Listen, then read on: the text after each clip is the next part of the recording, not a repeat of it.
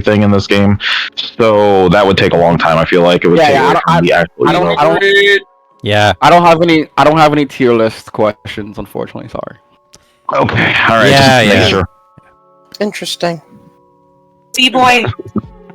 I am kidding, okay? Don't worry about it.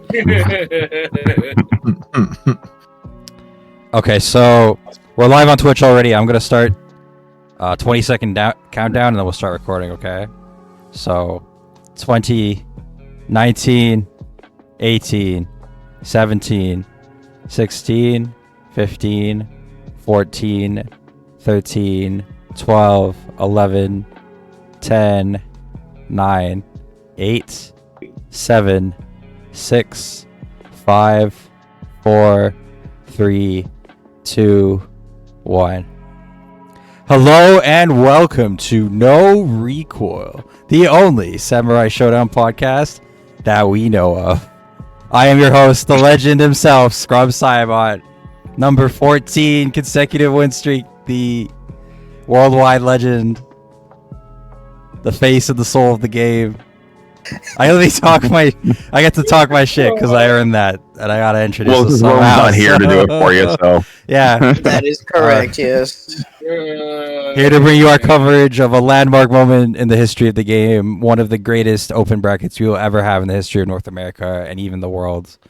The Evo 2025 extended lineup inclusion of Samurai Shodown, the first official Evo Samsho inclusion since 2019, and the first Evo on the pathway of the SNK World Championships, and events that attracted almost every single North American top player you can think of, and most notably multiple overseas world-class players. Create a truly special moment, an incredible competitive moment in time, and something that we'll all be talking about for years. So this is surely going to be a very compelling and in-depth episode, and I'm sure everybody's got plenty on their minds and plenty to kind of get out of their systems here. So we're gonna get into that good shit here. I'm just gonna introduce everybody one by one like I usually do. I'd like everybody to give a big hello to Thrusty Zoll. Yo. What up, everybody? Kelly Ann. Hello. Disorder Unit. Yo, what's up? Healing Vision. hello.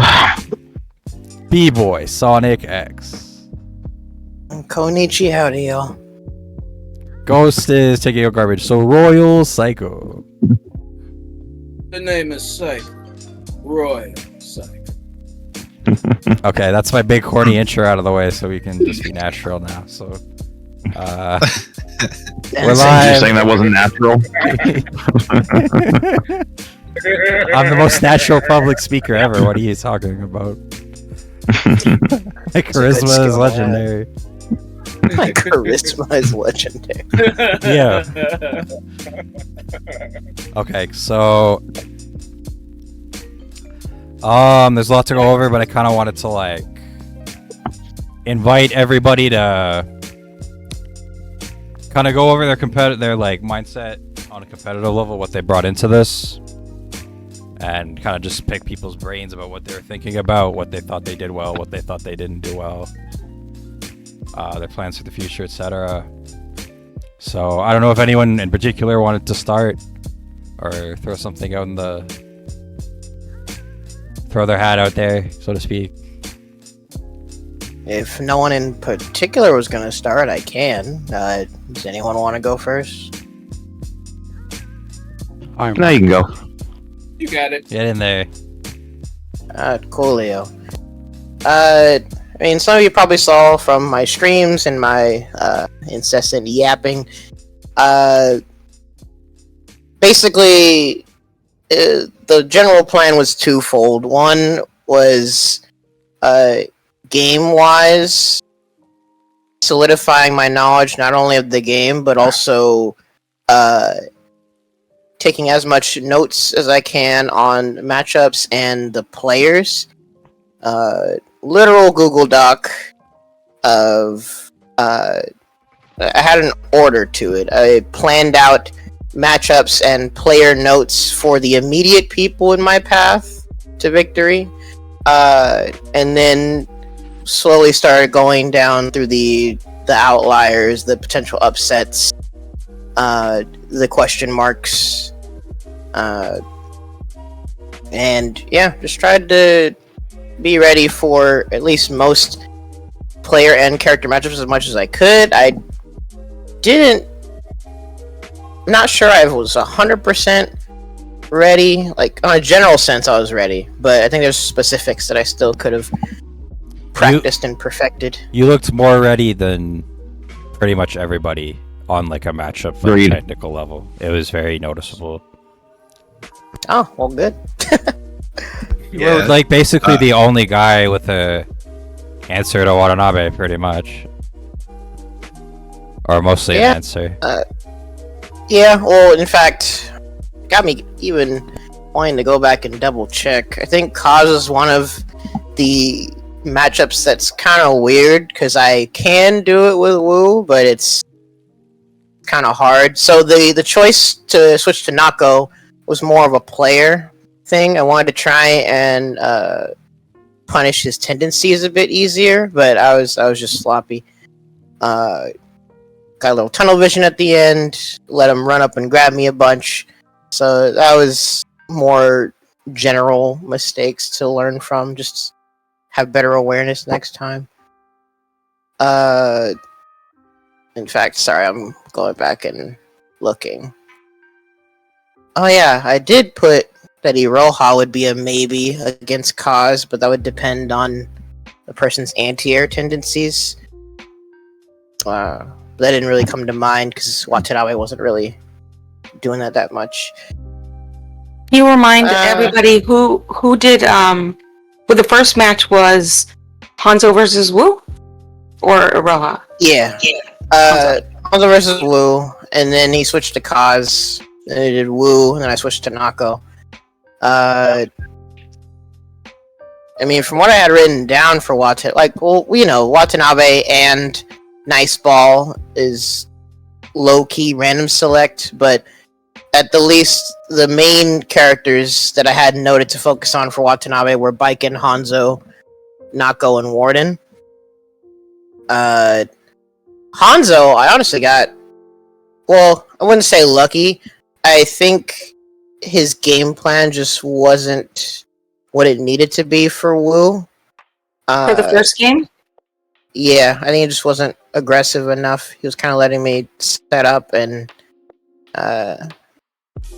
anti-air to the typical stuff. But me switched to Kaz. It all worked out either way. That's something I'll work on once I go through, do my analysis, and I have stuff to practice. Aside from that, the other aspect was honestly prior to like this Samsho deep dive was kind of just relearning how to learn and focusing on more so the fundamental aspects of fighting games. That's why for a bit I was more down than usual to play a lot of Granblue, a lot of Strive, kind of just playing whatever with people and just working on fundamental concepts of understanding defensive options, choices to do depending on frame advantage. That's a whole other Google Doc of breaking down just fighting game fundamentals.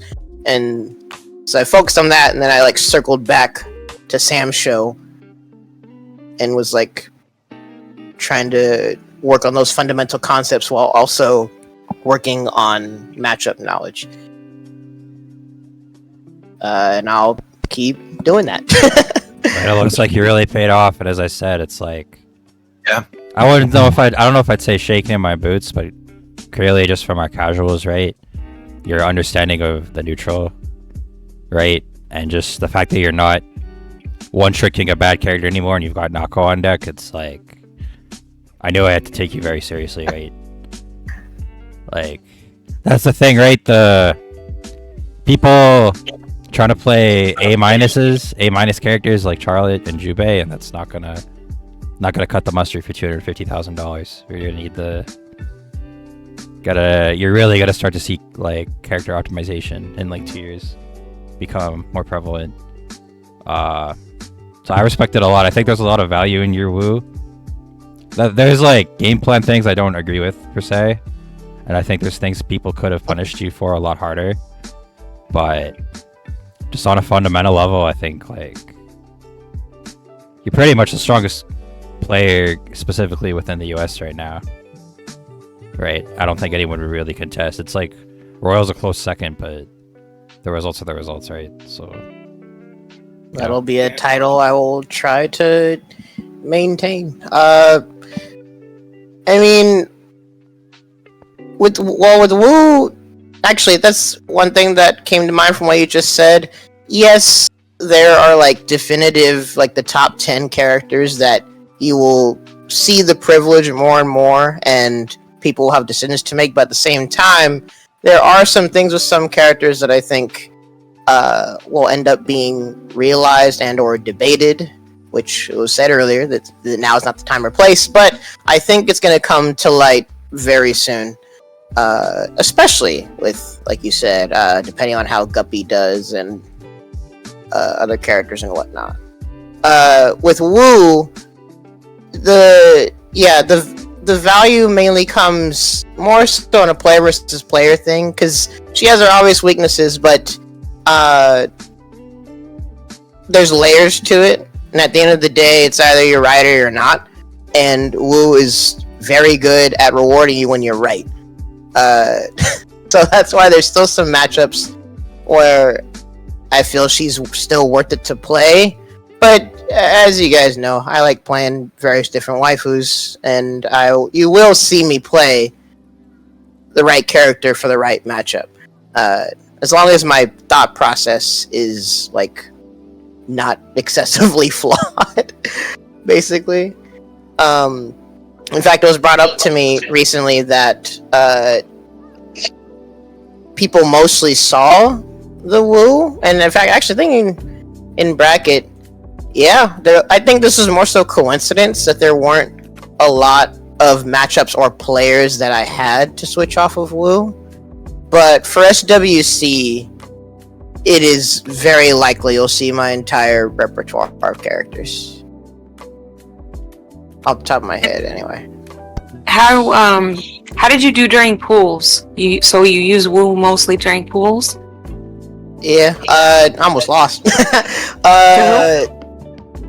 Well, Goro sent me to losers. I followed the plan that I had for Goro, but it was just one mistake.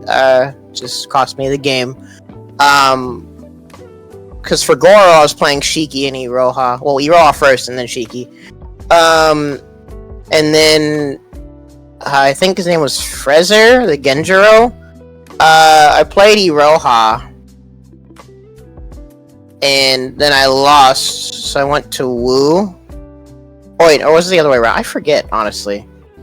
It might have been Iroha first and then Woo. Because for Genjiro, I really should have been fine playing Iroha, but I don't know. I might have just been sloppy or something. But that was close. That's why I said in my post that top 32 is so stressful. Because after being sent to losers by Goro, it was kind of just back-to-back, try not to make any mistakes. But for everything that was on streams, yeah, it was all Woo, basically. And I think it was more so coincidence, matchups of the players. Thing I said before in Ghost Stream, I think Flunk, shout out to Flunk, by the way, wild performance. I think Flunk might have forgotten the Woo matchup because he was playing a bit passive. Because that was definitely a matchup where I should have been forced to play Shiki. But as you can tell, if I feel on a more of a player level that Woo will be more rewarding, then I'll play Woo. Did you specifically train to do all the special moves with Woo? Like setups and all that stuff? I feel like watching your matches, you did the most flashy moves, and the game was over. Like, I saw a lot of SSMs from you. I noticed. A lot of, I noticed it was like Murphy's Law when people were playing you, and like they were so scared of trap that they took like the most blatant trap setups, like that one thing Ghost did, and like when Maki stood up against your jump, right? They were like, you put the fear of God. I feel like the stage. Honestly, the stage kind of helps Woo. It makes sense, right? Yeah, I can definitely see the nerves, but at the same time, there were a couple situations that were low-key messed up. And I say low-key because, like, there's answers to them, but in the heat of the moment, probably not gonna, like, know to do it. Like, that situation you just said where a trap is right behind you, but I'm in the air, so you have to, like, stand up, and it makes you walk back into the trap. That's messed up. I'm pretty sure you have to backdash or just jump and just take the aerial to not get unblocked. Yeah, situations like that, and honestly, just the various things that happen. Yes, there are a lot of scenarios that I try to do drills for, that I try to build my awareness for. Lots of varying layers of conditioning, trying to see how you respond to a trap behind you, how you respond to knockdowns, and whether you're going to keep rolling in even though I tell y'all not to. Ghost yeah, and, lots of different things Maki, going on. They both gave you so much space. I noticed. Like, they were too scared to contend with you. So actually, I was playing the matchup the way it was supposed to be played between Wu and Ukyo. I messed up when I backed up into the trap. I got backdash instead of micro walk back. So the thing with Ukyo and Wu is that there's little intricacies that Ukyo can take in spacing against Wu and kind of like take over from there. I messed up royally when I backdashed into it. And then there was another part. So when I 6-6C Wu, I always want to get like that version. Sometimes I don't get that version. I have to have momentum. So when we trade, she can't capitalize off me falling into the trap, right? There's a few times that if you watch the VOD, where I 6-6C him, but I don't get any momentum from it. I don't get enough to make him go flying across the screen. So I roll into the trap, and then he just kind of just goes off from there, right? Yeah. Yeah, like so it's little specific things, and then I couldn't get the right timing down to run over the trap. I usually do, but I just couldn't do it then. Now, well, that's what part of what I was trying to do actually was, well, because you guys have shown that that's the perfect answer to Wu, is being at like 3/4 of the screen ish. Well, depending on your character, like 3/4 of the screen ish, to be able to just run at her whenever she like does anything. And that's part of what I was trying to do, was be more aware of my positioning. So that way, if you are ballsy enough to run in, there's at least some distance. And then if you're like waiting and hesitating and you're not ready to react, then I can put the trap down. We do the neutral stuff. And then, yeah, like you said, I think honestly a lot of it was just unfortunate mistakes, which again, in most situations, Wu benefits greatly from, is just mistakes. Like me not getting the micro walk and getting the heavy shadow slash, right? Yeah. And him blocking it. Like it was just a bad time, right? So yeah. I mean, it is what it is.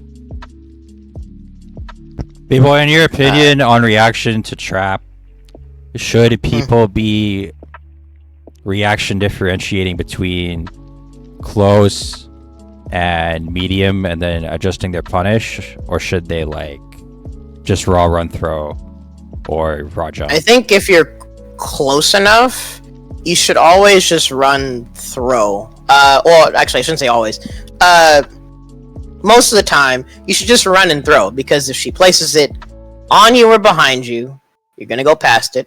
If she places it in front of you, if you're quick enough, you're gonna grab and then invul through the trap anyway. So if you're close enough, that is the answer. Just run up and throw her.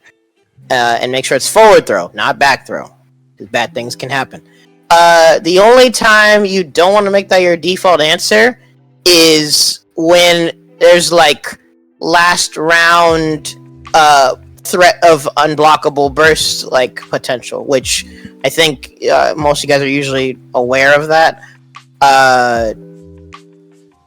And honestly, even if you're not aware of that, it's just the simple thing to keep in mind is just burst when you get hit by the burst.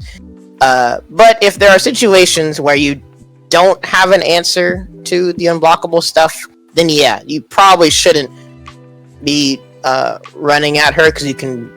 All it takes is one read. I'll just put a trap behind you. Because it's like 20 frame visibility on the trap difference, and it's so easy to mess up and just immediately lose, right?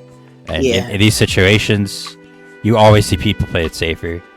Like, Nice Ball's crazy SSM notwithstanding, you definitely saw people play it pretty safe in this tournament. Yeah, that's my feeling. And I feel like my approach to you, I feel like if you're not a super floater, right, you have a way easier time because you have the mind game of choosing to take guard crush from the trap. I mean, or should I say, choosing to block a trap, while taking the jump C damage, right? But for the super floaters, that's not an option, so they have to really like use their normals to bully you, or they have to commit to the run throw. I feel like that's like pretty much, yeah. Yeah, people need to like. If people were more willing to just smack you, right? You would have to zone more, but because the trap is so threatening against us, it's like you're getting away with playing mid-range more than you actually technically should be, in my opinion. That's kind of been my consistent opinion of your Wu. I think she should be using Ice Ball or 5A, and those should be like the centerpiece Wu buttons, right? Well, within reason, because there's definitely like I said, there's tons of layers to it, honestly. But aside from that, matchups can definitely flip that entirely. Most of the time, in fact, I found out the hard way, Wu really can't box up close, which is why I've been trying to improve in defensive choices, in either gaining space to goad you into overcommitting or getting a stance break to get you off of me. And then with zoning, some matchups she just straight up can't zone, or at least should not be able to. Because going back to what you said about super floaters, if a character doesn't have a floaty jump, it's not only the threat of run up throw, there's also the threat of someone getting to mid screen and jumping over an ice ball. And depending on the character, that's a free deep jump in. So yeah, I think I think it can come just from playing more. Especially if you just want to play with me, ask questions, whatever. There's definitely awareness to build up with getting into the right range and knowing your options to just threaten Wu's commitment to anything. That's the main reason she's considered a lower tier character, is because she's difficult. The things that she's doing are very committal, and there's a lot of layers to it for your decisions to be correct. So when in doubt, bully her, but if there's any specifics you need to know, just ask. Hopefully that's helpful. Yeah. Did you have any other thoughts on your tournament run that you wanted to go over? Off the top of my head, not sure. Like I said, there's still analysis I need to do. There's drills I need to do. Just before I hand it off, right? Like, if you just think of something, that's fine. Yeah. Like I said, with Watanabe, I need to be able to not be so tunnel vision when things are coming down to the wire. But aside from that, no, this was all right, and I'll be practicing to do better soon. Yeah. Cool. So, Nice work. yeah, you did really well. We're all proud of you. Thank you. So I'll put my thoughts out here if people don't mind. So obviously this one, it's the big kahuna. Like it's very clearly something special about this one, and you could have told that like months and months and months in advance that it would be like it ended up being, that this wasn't going to just be like some cool nifty side tournament kind of like we had with Vortex Gallery and Community Showcase. This was a different beast entirely, and people very obviously understood that. And for me, it's like a very complex thing. Like, the way I see it, there's the game, and then there's a quote-unquote game. And the quote-unquote game is like the process of being a competitor and a top player and pushing yourself and your view of yourself as such. And for me, that is what is like, that's what has a greater grip on my conscience than the game itself. I actually think the game itself, it's like not as relevant or important, but more the things that kind of draw me are both like the community and my friends in the community, and like the experience we have together, and just like the things like, you know, just getting dinner together and just shaking hands and drinking and hanging out. That's like at this point has gotten to a bigger priority for me than actual Samsho. And just like the game of staying on top and like my identity as who I am, and just I actually think it's a fun thing, like a fun thing to be a competitor. I really like the FGC competitive process, and that was true even all the way back when I was playing Street Fighter 4. Like I got to the point where I was really tired of SF4. I was only playing for tournament, but like the competitive aspect enamors me so much that it's like the ultimate motivator. And just like, it's something I knew even since when I was very young, when I was 18 years old, watching the most influential formative years of EVO. You know, Justin's Rufus versus Daigo's Ryu, all the crazy Marvel top 8s, all those crazy ballroom majors, the Canada Cup, the old school regionals, the really grassroots stuff like the Fall Classic and NEC before things kind of became more consolidated. That was what really, I was like a lifer, right? That was what really wrote me in. And even though I took like a temporary break, it's kind of like I belong here. Like part of my soul is here. And that is what really drives me, like not Samsho.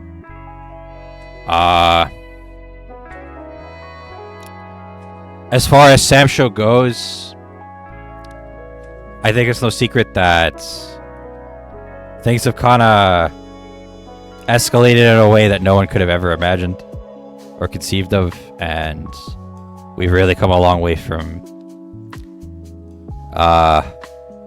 we're just a bunch of guys having fun in Xbox lobbies 2022, right? Just playing and having fun. And for this to have both of my win streak and the status of the game to have gotten to this point, it's like inconceivable.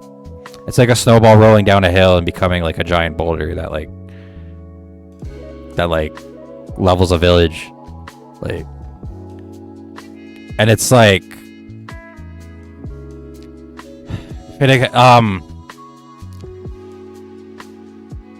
Yes, part of me wishes I was back in time and like it wasn't that serious anymore. And the honest truth of the matter is, I was having more fun when I was just playing for fun. Before, I think the first time I really took things seriously.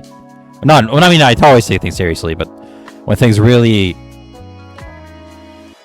kicked off and I wasn't just like logging in to have fun and mess around, was probably Frosty Faustings 2023. That was really like the launch pad for when things were like, okay, this is a serious thing now and I'm gonna like train. And more or less I've never stopped since then. Right? And so that's kinda, it's been a big part of my life and who I am for the past 3 years. So that, all that and the status surrounding that, that's like what it means going into this. But in that sense, I've also lost sight of the game itself in a way that's pretty bad. And the truth of the matter is, I'm not really playing for Samsho anymore, and I'm definitely not having as much fun with the game, right? So it's hard, and it's something I'm trying to like sort out. But I'm kind of rambling now. But yeah, basically a whole part of this was about like my identity as a player, right? You always have ego. You don't kill your ego. You just manage your ego. And I've asked myself like even the same days of top beta, I was like, why am I still doing this? And the truth of the matter is, I'm a very ego and pride motivated person, and I'm sure all of you are well aware. If you know me at all, it's really not a secret.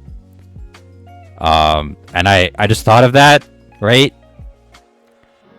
And I was like, think of the ego, and that's kind of like what kind of anchored me, both this and a couple other tournaments, right?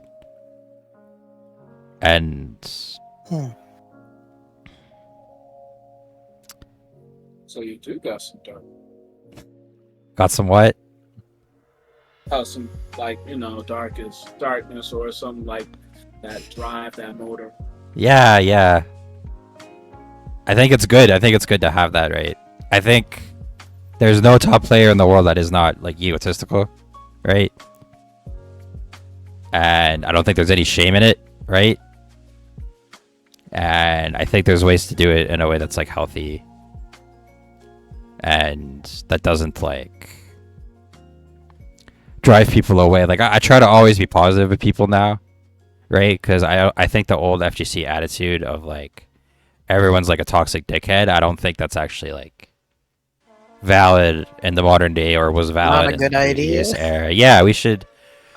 Almost everything is better when people like support each other, and I think us being in a small community, that's like we've really like exemplified that in how we've done things. Like everyone shows up and like, yeah, there's certain people don't talk to each other, but like every people show up and it's all smiles and handshakes, and it's like no one really shits on each other that hard, right? And it's mostly it's like when someone's losing, you don't like really hold it against them that much, and it's more like, hey man, you could be you could try this or this, and I think that's really helped us. And I think it's one of the things that made this huge accomplishment possible, where we actually beat Japan, was that we trained ourselves as a community, right? I'm sure they didn't take us completely seriously. I'm going to be completely honest. I don't know if you guys feel the same way. My opinion about it is that I don't think they would. I thought they were going to lose to anyone other than you. Keep it stacked. Yeah, I mean that's. I could see that. Yeah. I never. Oh well, their comments kind of made that thing, right? They had some subtle comments that kind of prove that, Did they? Like one person was like, without saying any names, one person was like, stronger than I thought, kind of thing, and then losing the Dustin, and then losing the, it's kind of like what Saro said. They probably didn't expect us to be this strong. Really, what it is. Outside of you, I mean, they probably gave us the respect of a natural human being, but game-wise, because they never really crossed paths with us. I mean, they came in headstrong, and they came in as any group would come in together. Like, all right, we're probably gonna get the top 8 or whatever. I mean, I can't think for them, but again, their comments kind of made that solidified. And then they lost us, and then it is what it is. The only person that really hit top 8 was, Watanabe and Nice Ball, right? So. Or out of all of them, yeah. When things get transcribed, in fact, howdy if you're listening, can correct us if we're wrong or clarify anything. But yeah, I think from the tourney runs and I think the overall match. Well, because thinking back on it, the only direct experience they have from this side of the globe is with Ghost, Grub, and Maki, then Guppy from Evo. Well, right? Maki and Royal. Yeah, from, Maki too. They used to enter versus Net Gamers. Oh wait, yeah. Y'all wake up. I will say also. I can also say that I also asked questions at dinner, at the brunch, and I also asked questions during the Salty Suite. Asked Watanabe what did he think about NA. I asked, what Guppy thought. And they all said that stronger than they thought. They all said that we're strong. They all. They all gave us the credit that we deserved. I mean, but how could they not? Obviously, they lost us. So, and again, I don't say this in any way as a being mean or, but we were all well prepared for them, right? We were well prepared to show them how strong we were going into Evo. And possible, yeah.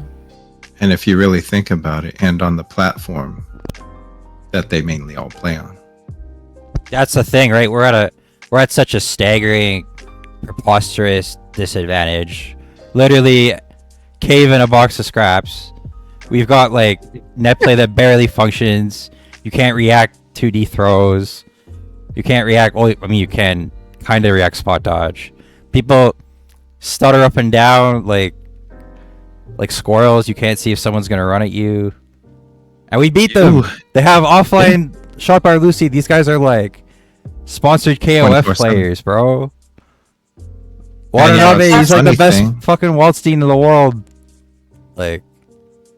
Yeah. I don't want to be mean, but I don't think that they would spend that much money to come to Evo and not put their all into it. Well, no one's saying that, Kelly, right? No one is saying that they didn't put their all into it. We're just saying they probably didn't expect us to be this strong. Oh, it's like the anime thing of, you were stronger than I thought. I guess I have to take you seriously now. Yeah. I don't know if it's that kind of vibe, guess who did that? Guess who did that? Here's an example, right? An example. I played K2 and I played K2 in bracket. He played Kaz. He didn't even play Ukyo. He lost. Oh, wait, so y'all didn't do the mirror at all? No. He played Kaz. Well, apparently that's who he has been trying to commit to, apart from what people have said. Yeah. And yes, his Ukyo is still pretty strong, but he played Kaz and. But an Ukyo mirror is kind of iffy. So. I mean, I would have if he picked Ukyo, I would have did the same thing I did Dustin. I would have played first game. If I would have lost with my Uki, I would have switched to Viking. And that would have been it. Yeah. And people feel how they feel about mirror matches depending on... I mean, everybody here knows that I don't like mirror matches. I hate it. I've hated it. Yeah, I think you've definitely said that before. I don't play DU in the mirror match really like that. I don't really play just like that in a mirror match. I don't really like it. Right? So I'd rather just play against the mirror match. I'd play Hibiki or I'd pick Viking call it a day. Yeah. I kind of want to talk a bit about specific people. So, obviously, who is present in a bracket has a pretty high impact on your training process and preparation, and it's pretty safe to say that a tournament like Frosty Faustings in January, where there was only 3 notable players other than myself, your approach is definitely a lot different. So you could disagree. I think I was smart for this. I focused on keeping things more general and kind of just focusing on like my neutral process and my win condition, right? And not overexposing myself. And I also knew that specifically with Watanabe and Nice Ball's inclusion, the amount of characters on deck that trying to find the specifics of every single matchup was, I wouldn't say a waste of time, but not a smart idea, versus just like focusing on my fundamentals. And I do think that was definitely the smart decision, right? It's not the same approach as someone like Maki or Bibor, but I think it was really smart because it's something that encourages more adaptability, like when you have like kind of like a template, and in high pressure situations like this, like there was many do or die situations for me in this tournament, right? But something about tournaments is you have to learn in the tournament, right? I believe that. One of the best tweets I've ever read, it was from either Viscant or Decibro, I forget which one, but he said, literally every context in fighting games, you should always be learning. Even if it's a money match, you should be playing to learn. Even if it's tournament, you should be playing to learn. And in casuals, you should always have a learning mindset. And honing in on that was enormously valuable for me. Both in my preparation leading up to this and in my approach during the tournament. And it was so valuable because I was able to just like take a step back. My approach was, obviously the opportunities to get to actually play are very limited for us, and the opportunities to get specific matchups experience, it's like impossible in many cases. Like I knew for a fact these characters, Iroha, Basara, God, what else? Hanzo,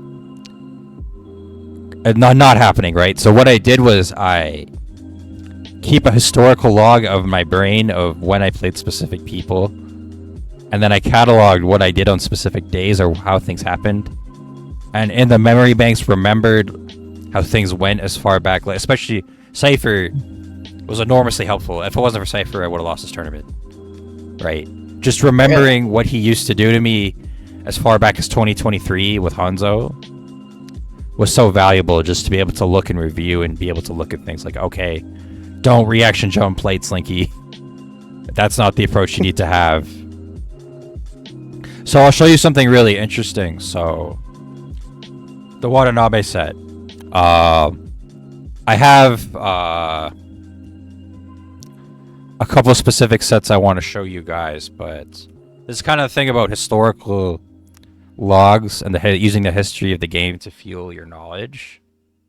So this is gonna take me a little bit, but no worries. One of the most valuable things for me was the Nagoya tournament, and more specifically the Shot Bar Lucy offline that happened approximately 2 weeks before that tournament, and watching Iwayo play Watanabe President.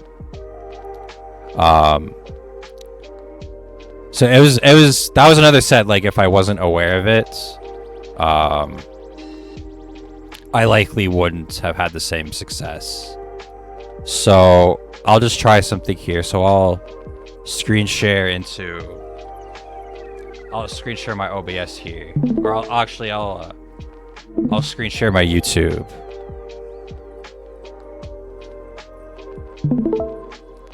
So in Discord or for the stream? In Discord. So just open Discord. Open my live. Right. There we go. So this is the shot by Lucy offline from April 12th, right? So here I'll just start. So Ohio lost this one, right?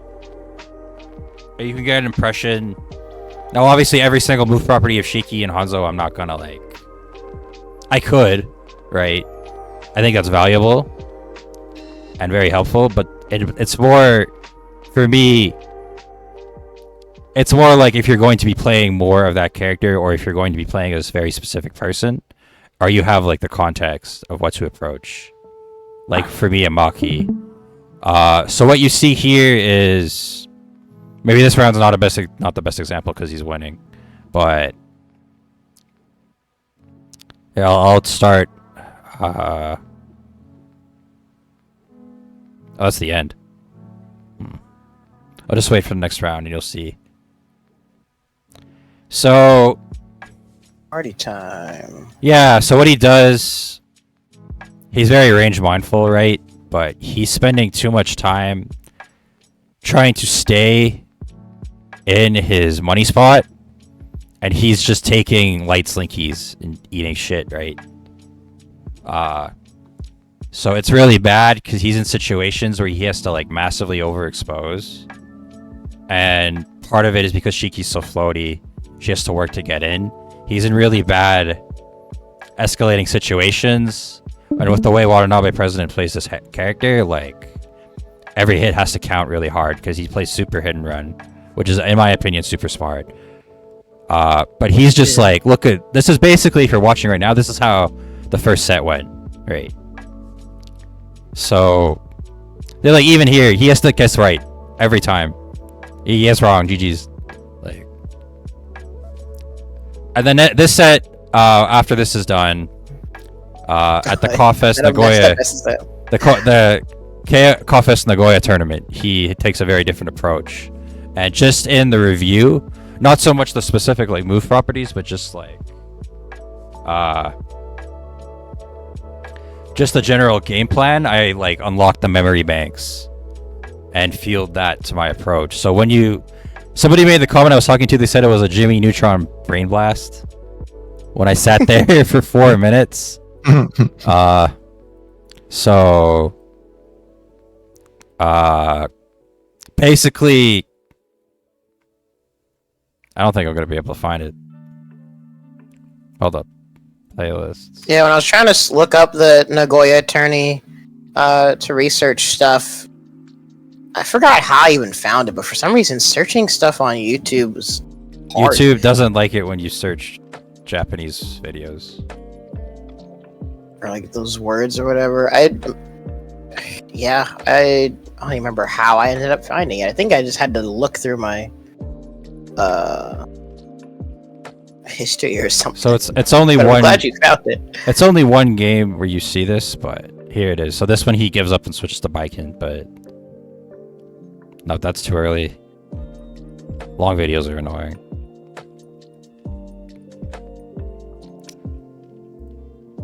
Oh, this is why that's the wrong. No, that's timestamped. that's Inu. That's not Watanabe. There's a different guy. So yeah, okay. So here, there's a very different approach. It was only 2 weeks after that tournament, right?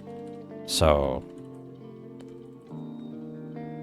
Oh, did he fight him again? Yeah, this is at the qualifier that Masaton got. So basically. Oh, okay. He's not, because I realized pretty quickly, like, I thought maybe I could just like block out light slinky and reset to my neutral, but every time I did that, like, the mix-up is so strong and his mix-up is so layered that I was taking so much damage, right? And when if you're blocking light slinky, you're just giving him a free meaty mix. So when that's something that's important to this game, is that the unsafeness of the mix-up doesn't change the fact that it's a threatening mix-up situation, right? So here you see he's just rotating, right? Like, he's not fucking with his domain. He stays outside of his domain, and instead right there, that's a good example. He takes reset advantage to get into his money spot in a way that doesn't overexpose himself, and that he takes advantage of Hanzo's bad damage output, bad confirm game, And there, here, he's getting maximum value, right? Look at the value. Oh fuck, that's not good value. Okay, good. Oh, that was heavy, Slinky. that was almost real Should bad. not back up against that. Yeah. Look at how well he's very squirrely and he's very like death by 1,000 cuts. Oh, I was very interesting. Yeah. But look how much he has to expose himself so much, and you started to see in the bracket reset when I took this strategy, Watanabe, he started getting very sloppy, right? Yeah, just chill and make them overcommit. Yeah, that was like, if I didn't have that like general knowledge, then I couldn't have like, when you have a strategy just like a blanket strat and don't hang yourself up on the particulars, it makes it a lot easier to keep your head clear. Because I had so many like, it was like a nightmare, that situation, really, that tournament. Like Lesserman would have like crumbled into pixie dust, but I didn't even think about it. I'm like beyond the concept of nerves. I only have anxiety. I don't have nerves. I am the anxiety. The anxiety is really good because it helps. I am the anxiety. It's good. It's like a horror movie. Fighting games are survival horror. Basically, honestly. Yeah. Yeah, there's truth into that, man. Why you think I'm always hyped? Yeah, it's good. It helps your attention, and it helps you like adjust to things on the fly. Like you told me to relax, and I told you, "Big boy, that's not how I do things." It's a deliberate choice. How you operate? Yeah, it's not how I do. Yeah.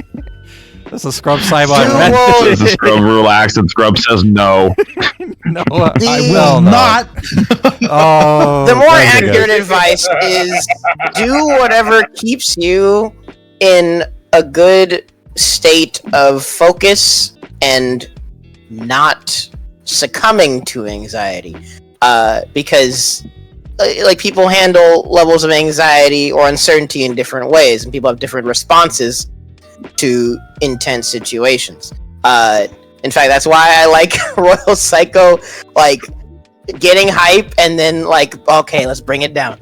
Like doing stuff like that. Whatever keeps you engaged and focused and keeps the anxiety at bay,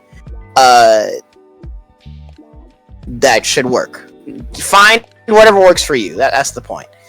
I definitely scared the hose a bit with my methods. Just like you guys were worried. I maximize my focus and keep things in my own domain. Like I've done this. I just know that this works because I've done it in multiple tournaments. Like I like stand off by myself. I put on my noise canceling music. Yeah, I saw you disappear. The slapping yourself. Oh yeah. I won't question the method as long as you're. Hey man, I got a trophy in this tournament. We're slapping their face. Sorry, Kelly.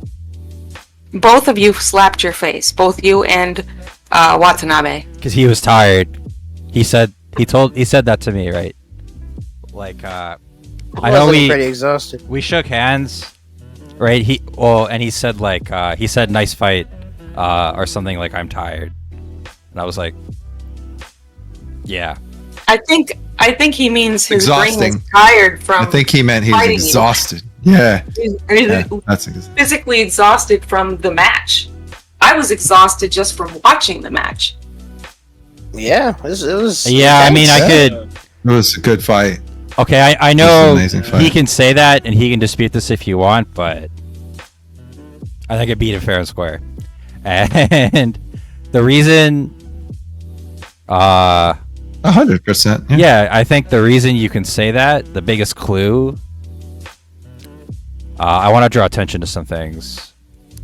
There's like, I didn't notice this at all, but when I was actually playing, because I was only focused on myself, but you can see people's mannerisms are very telling about their mindset, right? So you can see like he's pretty reserved, but you can see him like nodding and shit, right? Okay, so this is a big deal, right? So exactly here, this is when I made the decision not to play seriously in the last game. That was on purpose. I basically threw. And you can tell, so one specific interaction. I was mostly basically just like dancing around to get a feel for like his options, right? Like I'm just taking stuff. Obviously I just guess wrong all the time anyway, but here, like when I was just standing there, like sitting there not moving and just dashing around, this wasn't serious, right? But part of the mind game is I had to play serious enough to not tip him off, right? Because if I thought about doing shit like I thought about doing shit like teabagging or like back jumping and stuff, but I didn't. That would have been a terrible idea. Teabag. Yeah, don't teabag on Evo. That usually doesn't work out. Drop your weapon and teabag. No, I just didn't want it. I didn't want to signal that I was giving up, right? Because he had to buy it. Gotcha. He had to buy it, right? So this SSM. Good call. So this here, I'll show it. Or is it? Oh, I actually got the round. Oh, but I'm at rage disadvantage. Here. This was not intended to actually work. This was a throw. And you can see on the look of his I was face. just watching that. Yeah. I noticed that you got grabbed 4 times in a row. You can see, like, the look of satisfaction. He kind of bought it. And I do not think he was expecting me to adapt. And his other mannerisms a bit later, right? So I'll just go... And just the things he does, like the look in the camera. I get that everybody does stuff like that, but... Like how he's, like, falling asleep in his chair? He's not falling asleep. I mean, I don't know. It's hard to say. Well, it looks like half exhaustion, half relief. Like you said, you can see the sense of relief. Like, okay, we got this.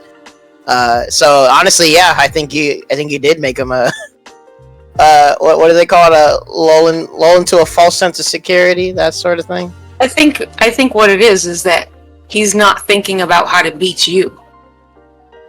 He's already confident in his game plan. Yeah. So this is at this specific Well, you point basically is just let like- his game plan work. I was using this pause. He actually should have got a ref. I took way too long. Like this shouldn't have flown. I don't know if the rule is different for. I think I was busy talking to. Or go ahead. I don't know if the rule is different for like a reset, but the Evo rule says 1 minute, and I feel like that's not something that's like enforced. But I spent basically what I did. What I did was I spent this time. I constructed the game plan. Right. I had the elements. Right here is where that shift where my hand is not on my chin. That's the shift where like it's coming together. And then pressing the A button, it's like launching a rocket. Like okay, like let's go. And then that's pretty much. I did not realize this was this long. Yeah, Ghost, were me, Yeah, you, and Maki bro. talking this whole time? I didn't realize this was this long. I think we were just talking. Hold on. I want to go. So many times. This is not. Sherlock. This is when Mr. Sherlock Pock, Holmes on Watanabe. Mr. Pock said he's gonna win. Okay, so This is what, yeah. Go frick. exactly from this point. So camera switch.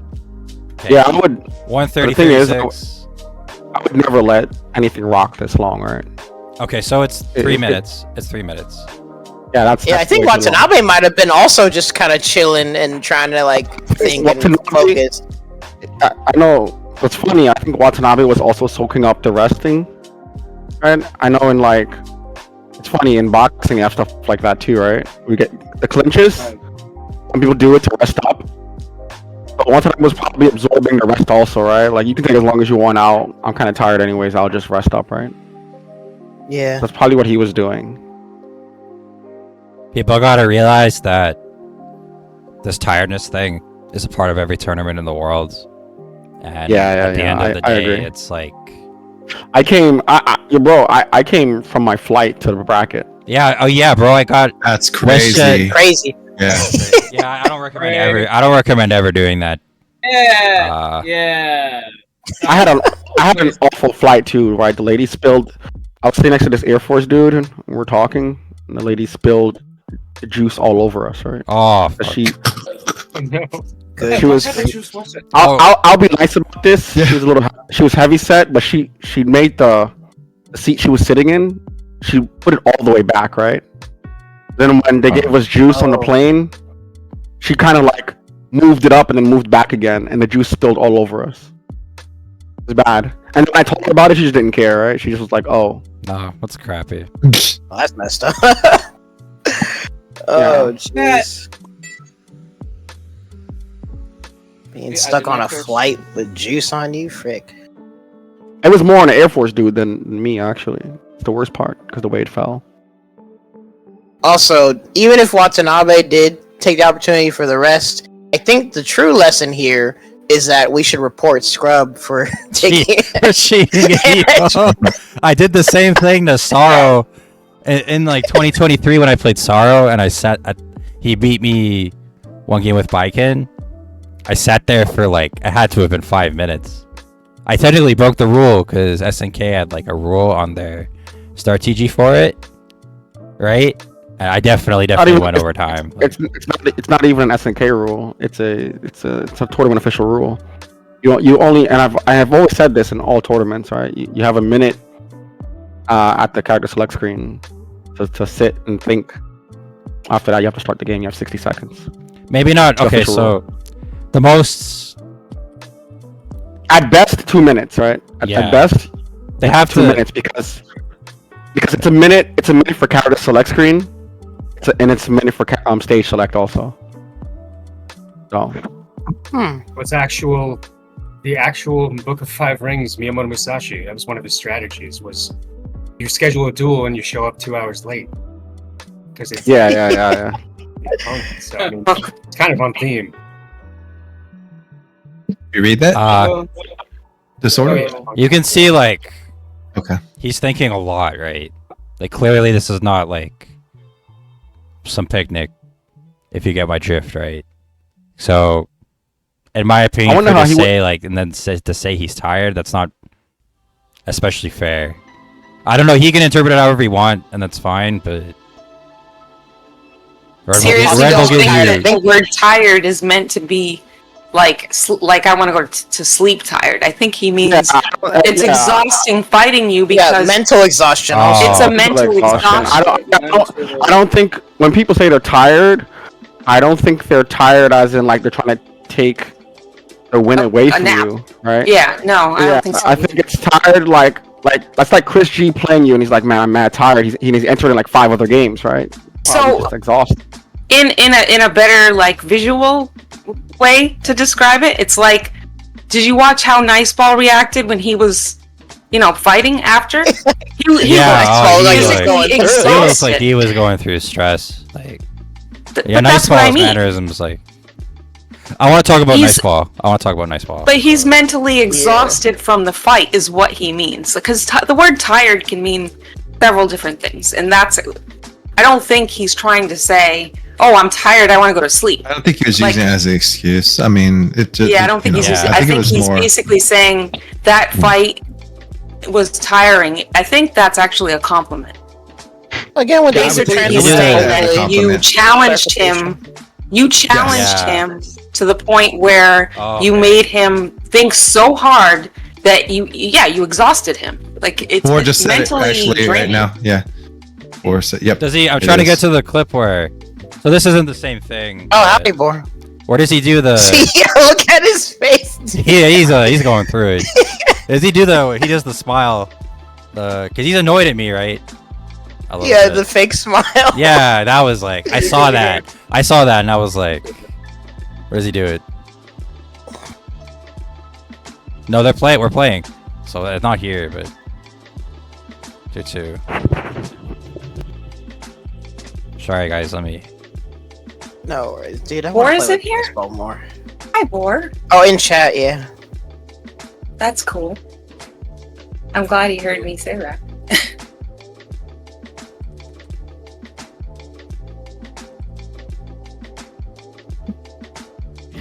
Stupid YouTube. Okay. Okay, I'm not. real you quick, guys since saw it yeah, happen, so I'm not gonna like. Yeah, we know what you're talking about. Yeah, he did. Actually, he made the little. for sure. Surprised I wasn't. He looked at Was me. it he clipped at any point? They might have cut it. I think I saw it in here. Dang Which it! one? I hope we can go on the archive and clip it. Nah, Only it's this not. little fake It's smile. not. It's not cut. Go to the one that's stream. Streams are not cut. It's on YouTube. The Twitch I archive. don't want to. It's not. It's yeah. It's gonna take too long. It's not cut. Okay, so I just Somewhere seen in it this there. I'll morning. just explain it. I'll just explain it. So he like shakes his head at me, and he like puts his fingers up at his teeth, and he does a little fake smile because he's Yes. annoyed at how serious I'm taking it, right? And it's like, The hide the pain kind of smile. yeah, No, Yeah, yeah. he's basic. So his reaction of that's basically him saying, "I know I should be happy because I just won that game, but I don't feel like I won that game. That was so exhausting. Here's my smile. Yeah, 'cause it's I'll hard. make a smile for the audience, but I'm not happy because I don't feel like I won." That's Fighting mine. for your freaking life. Yes. that's. He was exhausted. I don't That like. was mentally draining, and he didn't expect it to be that hard. I don't like how the video cuts out all the in between stuff. It kind of removes the character. Like there's so many cool moments, and I watched the Evo VOD, and I watched this VOD, right? And there's so many cool moments, like Evo, like they get the shot of B-Boy walking off the stage and waving, and everybody giving him props after he beat Maki. So That's why I don't cut. That's why we don't cut any of our videos, because you can go directly to the fights if you want to. Yeah. But if there's anybody- some things that you just want to see. That's why I Ideally, like you just putting 'em up. timestamp things, but yeah, this one it seems like they made a more streamlined archive. Which video But hopefully, is this the YouTube So I version? wanna uh, talk this about YouTube. this. Yeah, this is concept. the YouTube edited version. But hopefully, we could get like the unedited archive just exported. Unless someone downloads it, I might download it. You can I just don't rip it. So I want to talk about this here, right? Yeah. It's kind of like when talking about Nice Ball, and I think Maki, right? He's done this multiple times. It's very like environmental aura. It's more like the way I am. Environmental aura. Yeah, what that's a phrase. important. It's a big thing. It's like I refuse to engage. This shit he does at every major. He needs to stop with this. He's like killing himself. He does it every single time. Is Like he? yes, he does this crazy pop off after one game. Like you could see, like I'm not budging, right? Like he needs to realize that you're playing Scrub Cybot. That shit is not hold going on, to fucking work. Like Keep in mind, it may not even for be you. for you. It may It's more not so. for you. Look, look at Oh, this. no, This it's is part more of the- beneficial for him. That is not for you. Yeah, Scrub, you have to understand, and I said this when I was doing my review on this. He had whole of Mexico behind him. I don't know. Yeah. Part of it is on Yeah. purpose. Brother. I've talked to him. Yes. I've talked to him. Part of this is on purpose. We literally like spoke But, about it. I think in this case, like B-Boy and Maki had two of the most biggest people in the background behind them, right? They chanted Mexico, right, for him. He was feeling their energy. His wife actually wrote. I retweeted it. His wife actually wrote up on him in the IGN. He's part of Okay. like the IGN because his wife works for IGN. Yeah, his right? wife's So, a like, reporter.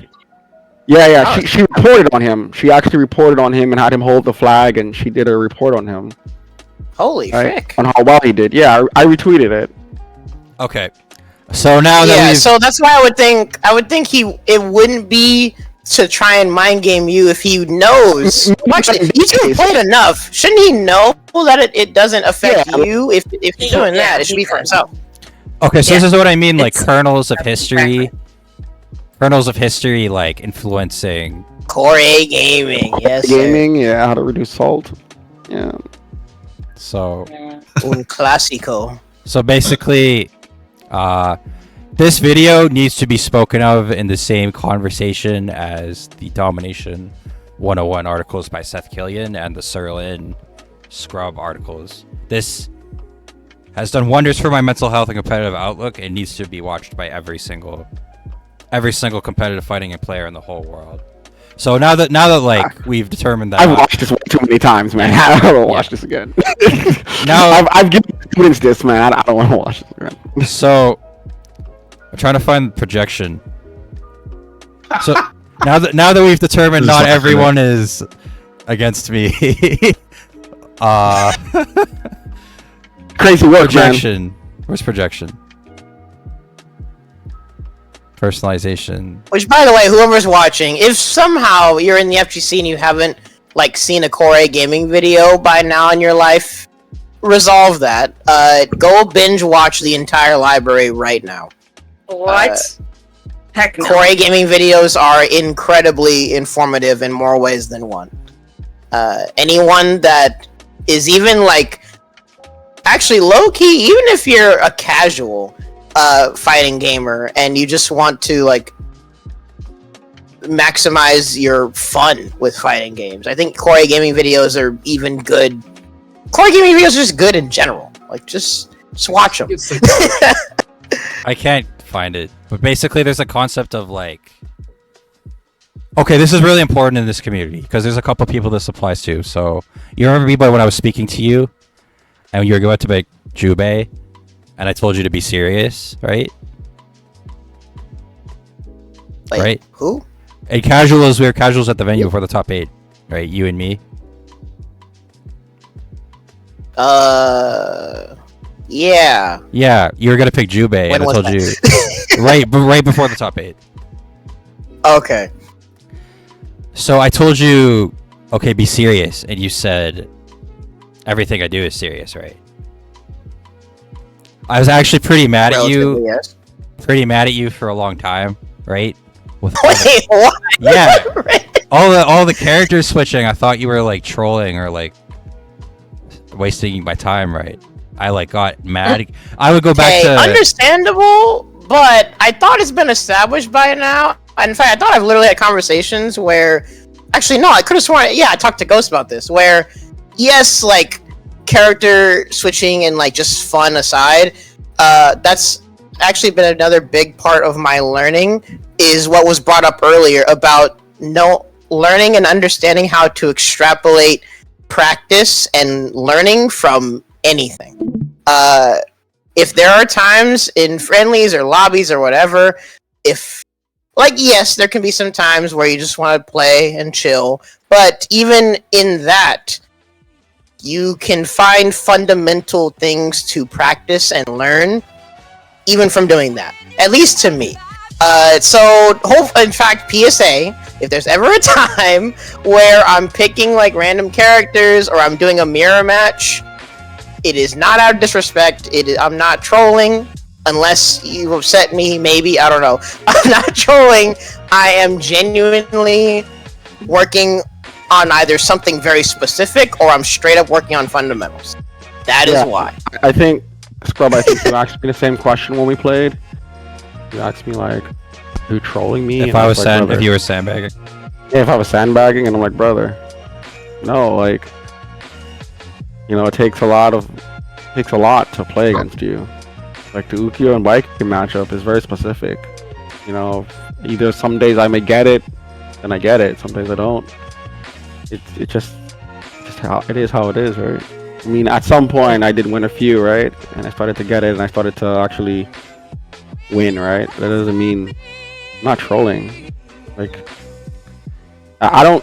So for what it's worth, like my mentality, you guys may not like it, but if I take the top echelon players very seriously when I play against them, right? As long as I don't consider like common folk, that's fine, right? So, and I know some people don't like the word, but it is what it is. You know, like that's just how I see things, right? Like I may dance around other characters, like maybe I'll play like boss against like casuals or whatever, but I'm not gonna pick boss against like people or a scrub silo or something like that, right?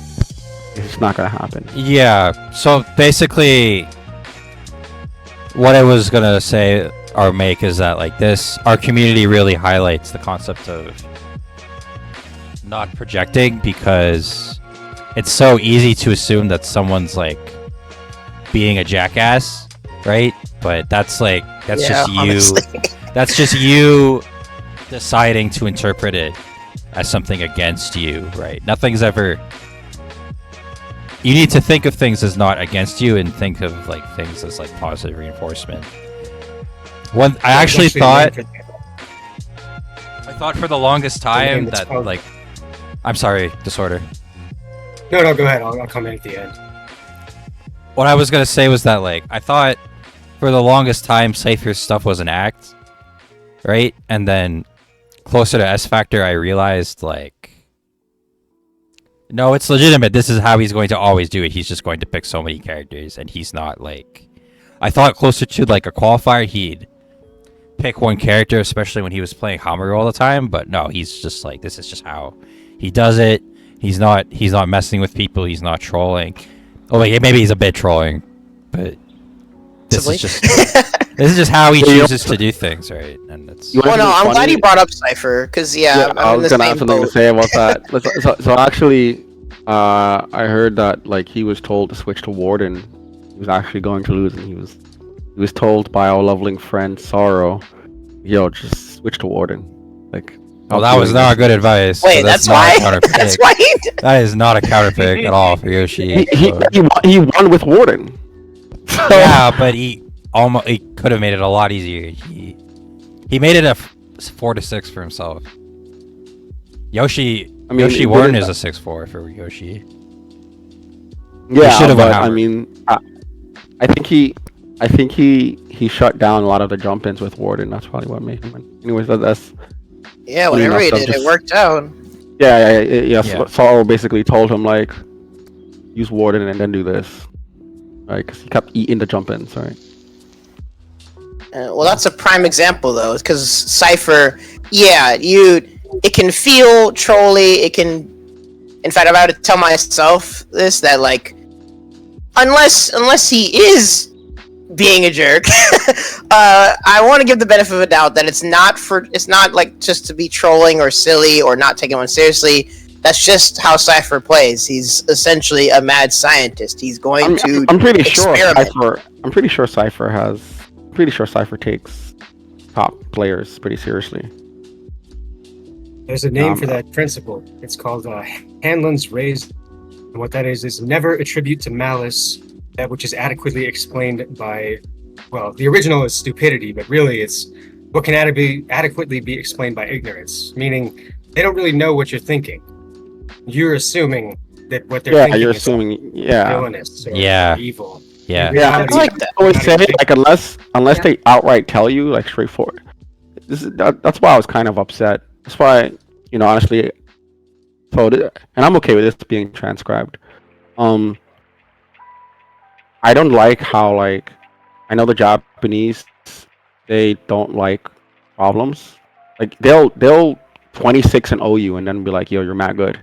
All right, like I actually don't like that mentality. I'd rather the straightforward mentality. Like it doesn't matter how the person feels, right? Even if they don't feel great about it.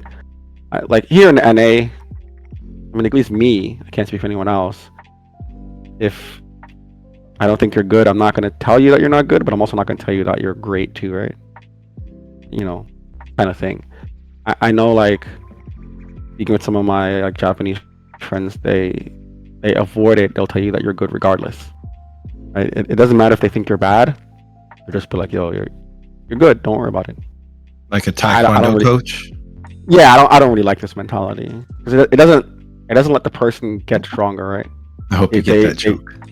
They just feel like, oh, okay, well, he thinks I'm great. This is cool, and then low key they're like, nah, that dude's bad, kind of thing. So, I think we're going off topic a little bit. Yeah, sorry. Yeah. Well, it kind of ties into the initial thing. It does. I mean, this is gonna be long already, so.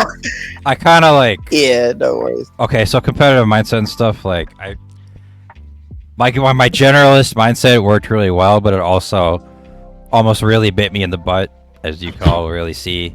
The worst example being against Goro, where I was definitely not. I was playing like my game plan, but I was not playing the matchup.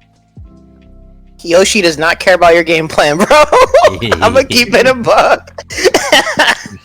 So I almost Yoshi, really things happen.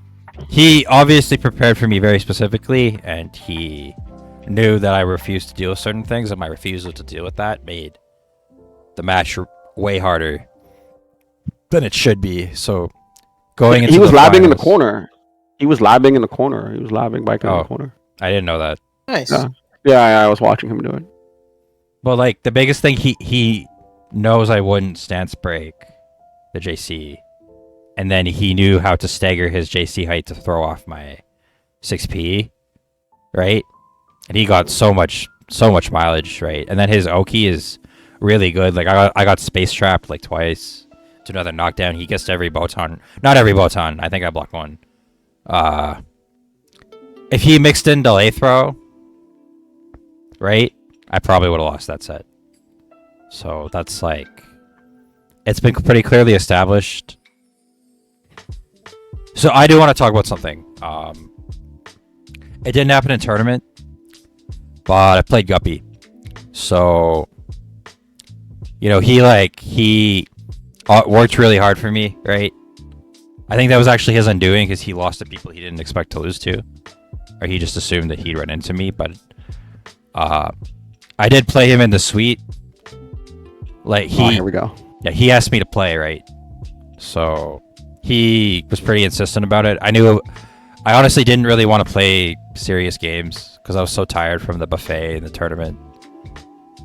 And just the environment of the room, right? I just kind of wasn't feeling it. Which is like a regret for me because it was like a good opportunity, but like I'm like a human being, right? I don't really blame myself. Like I had a good time at the buffet. I had a good time shopping. I should have just not scheduled the buffet the same day as the suite. But yeah, I was like, okay, we'll play. We can play off stream. I just would rather not have like it be a big serious thing. But like, so he came at me, guns blazing. Like he was playing like it was the biggest match of his life. Like he had his little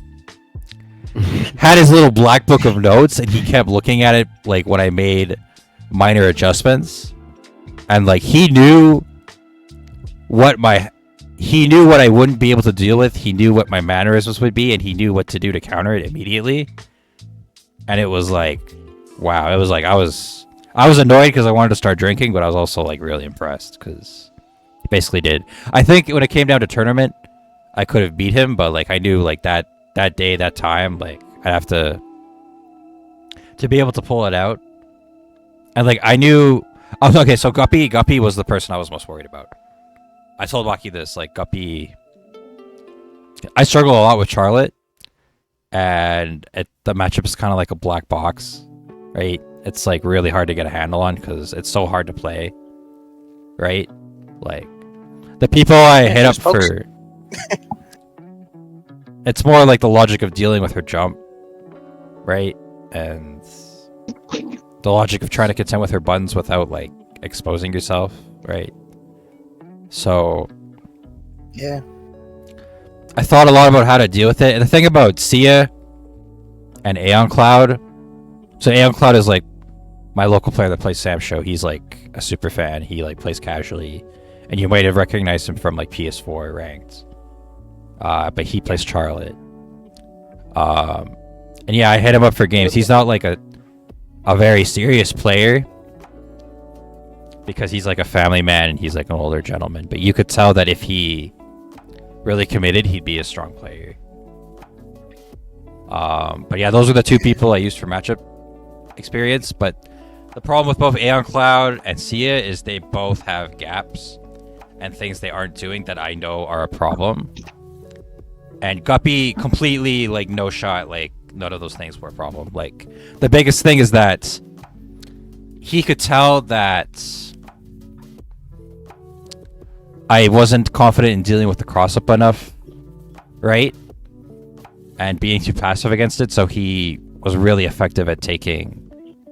This is what the Japanese are really good at. They're really good at the empty jump mind game, right? They're really deliberate about it, and that's a concept, like, the KOF empty jump throw, it's like so core to the offense in that game, and it's so core to the offense in this game. It's like you can't have that not be on the table, right? And he was so deliberate about like his jump mixes that like when I was put in those situations, he got a lot more damage. Like, he got like the maximum damage from it.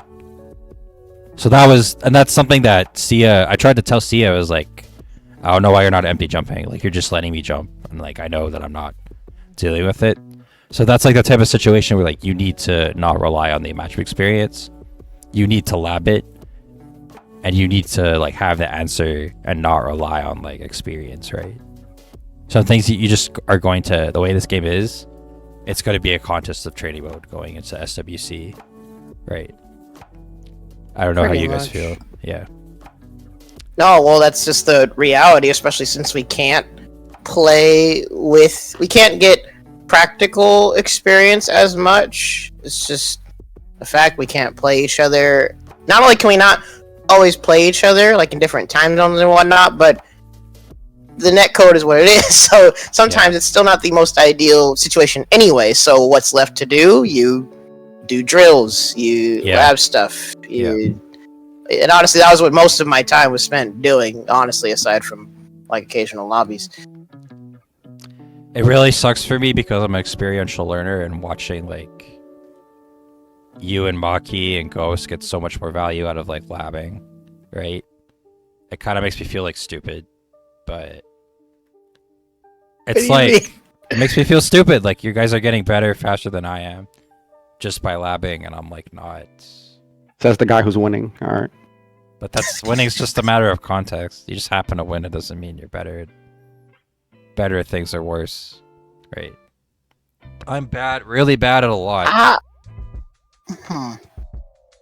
That's the truth. I get what you're saying. Yeah, but I can't agree with you on that one, brother. Wait, what? What'd you say? That logic doesn't make any sense to me.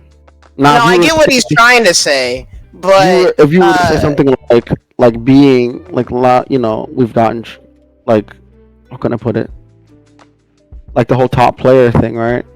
Like, because you don't win at events doesn't make you not a top player or whatever. And that's a different story. But if you don't lab as much as we do, and you're winning, then that says a lot. Still doing something, right? Yeah, you still actually. I don't lab at all, so I never lab. Ask Kelly. This is just going in with feeling a dream. You guys gotta realize like the outlook. It's like endless hunger, right? Like, you have to always be hungry, and you can never tell itself like it's enough, right? Because then it's like, that's a good thing too. Yeah, but who's to say that we're not hungry like you, bro? It's just listen. Everybody has their time, right? This is what I believe. Everybody has their time, and I think everybody will get their time to, everybody will get their time to win an event, right? Well, it's also everyone learns in different ways. Everyone has their different processes of learning too. I don't think. Well, I learn better from long sets and labbing. I have come to terms, because I'm still trying to figure out how do I adjust as fast as most people. But I realize like the longer I play the match, the better my mind understands. So. Like you can kind of adjust on the fly. I can do it sometimes, but not as fast as like some other people. It's just my weakness. Like, it took me 2 sets to actually beat Watanabe. Like, he bodied me first set, and then after that, I wound up winning like 10-8, something like that. Uki versus Baiken. And like, I couldn't grasp the way he was playing Baiken, right? Like, it's mind-boggling. Not like me, even remotely. He played nothing like you. Yeah, he played nothing like you. He was mixing me 6 ways a Sunday, and my mind just couldn't grasp it, right? So something I'm noticing. He would do like 6-6B Tommy Mat, and then like heavy Uzansen, and I'm like, I didn't even know that connected like that. That's crazy. And then like he would just take it from there, right? And I was like, he would side switch me like rolling out of the corner. His side switch mix-ups are impeccable. He's so deliberate about everything. It's not until set 2 where I had to beg him for another 10, right?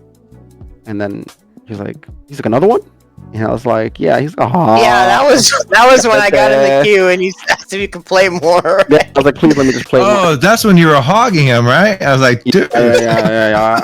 I really needed it, right? I really wanted No, it. yeah, I figured this was the time to play with them more, and I wasn't in a hurry, so it was... Unfortunately, the only person I didn't play is Nice Ball, but still, right? I didn't grasp it until later, and then later on he was like, oh, you adjusted pretty well, right? It took me a whole 13 games to really understand what was going on. Crazy work. I mean, it could have been because I was tired too at the same time, but it did take some time for me to understand, which I'm trying to work on. You guys, that's why we did the suite. We wanted you guys to get. You never are going to get to play these guys, in that environment. And I wouldn't say never, but. Well, I mean, it's not like you can say, aside from majors, hey, come over today, That's, I mean, like that, in that environment, offline, to be like, to ask, to do a couple of sets, to do a couple, like to learn this type of way that they're playing, to, like, you're never, when I say never, as in terms of the next major, unless you actually get a plane ticket and go over to Japan, or Taiwan, whoever you want to play, you're never going to get that again. Yeah, it's in terms of the next event. You'd be like, okay, maybe the Vegas climax, right? Or maybe if you go to Brazil, that's the only other time you're going to get it. So we wanted to provide a big, this environment where with all the, the consoles for everybody's there, because that's what we, it's something to do that. Yeah. Thank you. In fact, I played a lot with Guppy, especially. So yeah, welcome. I felt really stupid actually because I didn't play very much. Right? I was like, well, I'm a bonehead. This is like a golden opportunity, but it's kind of like. I think it's you were like tired, right? I know. You're mentally drained, right? You had to. I played so much. I was mentally drained for you. I don't think you should ever play tired. Right? And it's like you can't beat yourself up. Like a lot of this. So this is actually a good topic because I think about this whenever Maki and Cypher post up at like 11 o'clock and I don't play them.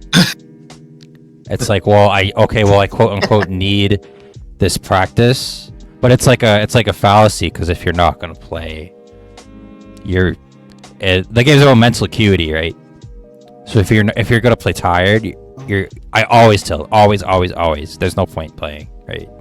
Yeah. So actually, while Scrub was dealing with Guppy, I was playing K2, and he absolutely destroyed me. Right? It was like 0 and 12. I couldn't react to nothing. Right? I was so exhausted. Right? It's Ukyo versus Ukyo. I was like, I can't beat this guy currently. This not in this state. I can't. Like, I couldn't do anything. And then I would try to Sabami, and then it would just, nothing would happen.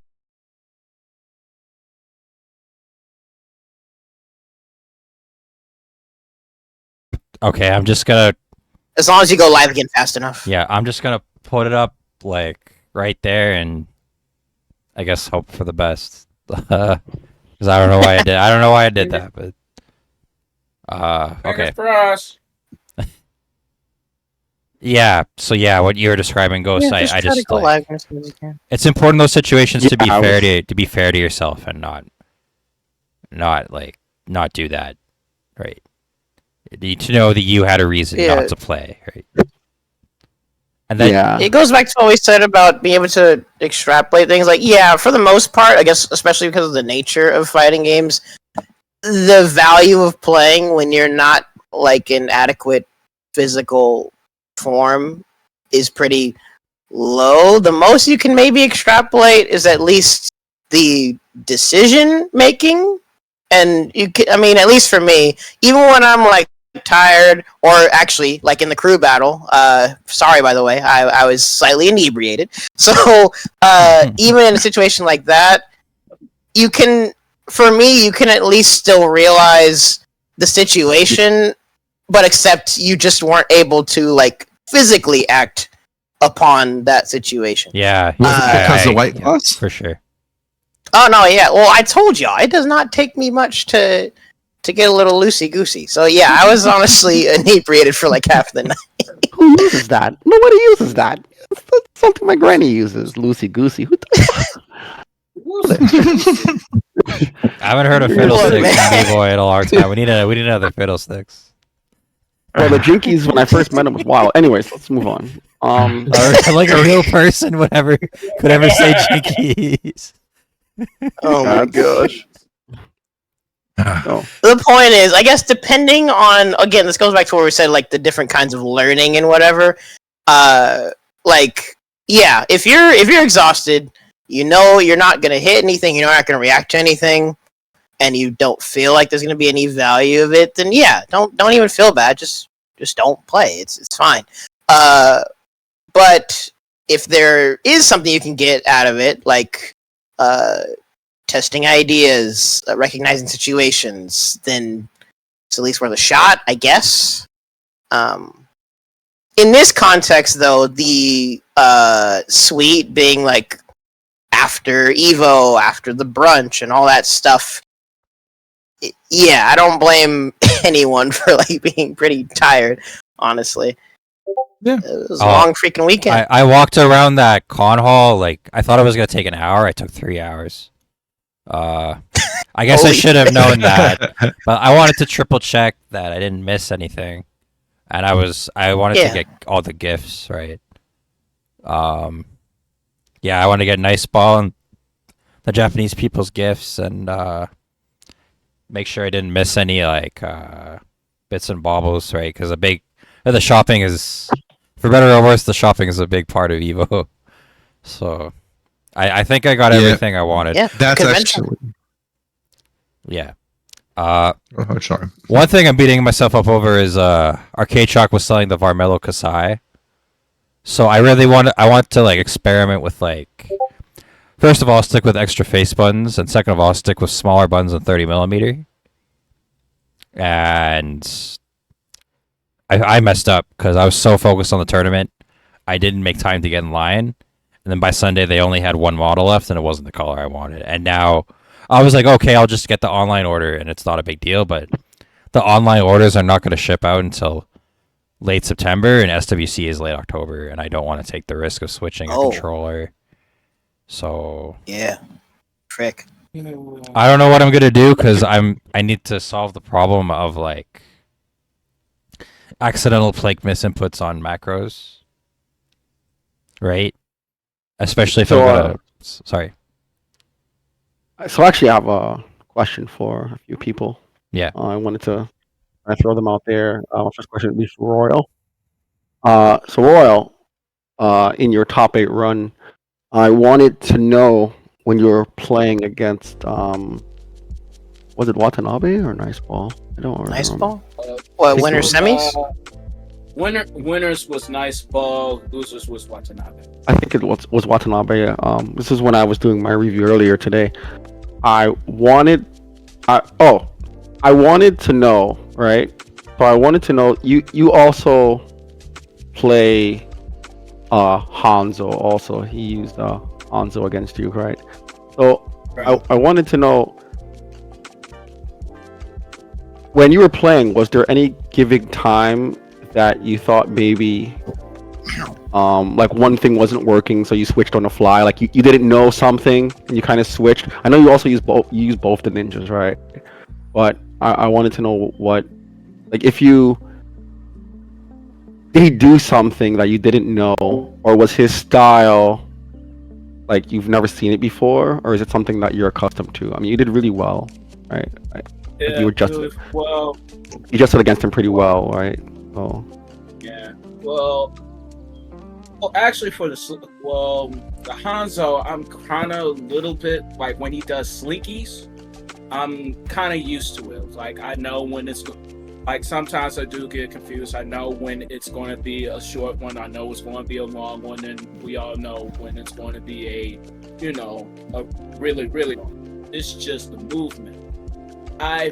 In my experience, I may have somebody like similar movement, but not this movement. Okay. It was like, okay.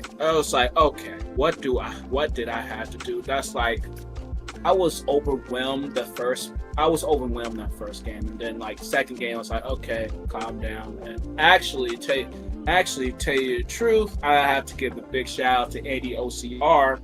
He actually told me before going into the match, it's like, go slow. Mm-hmm.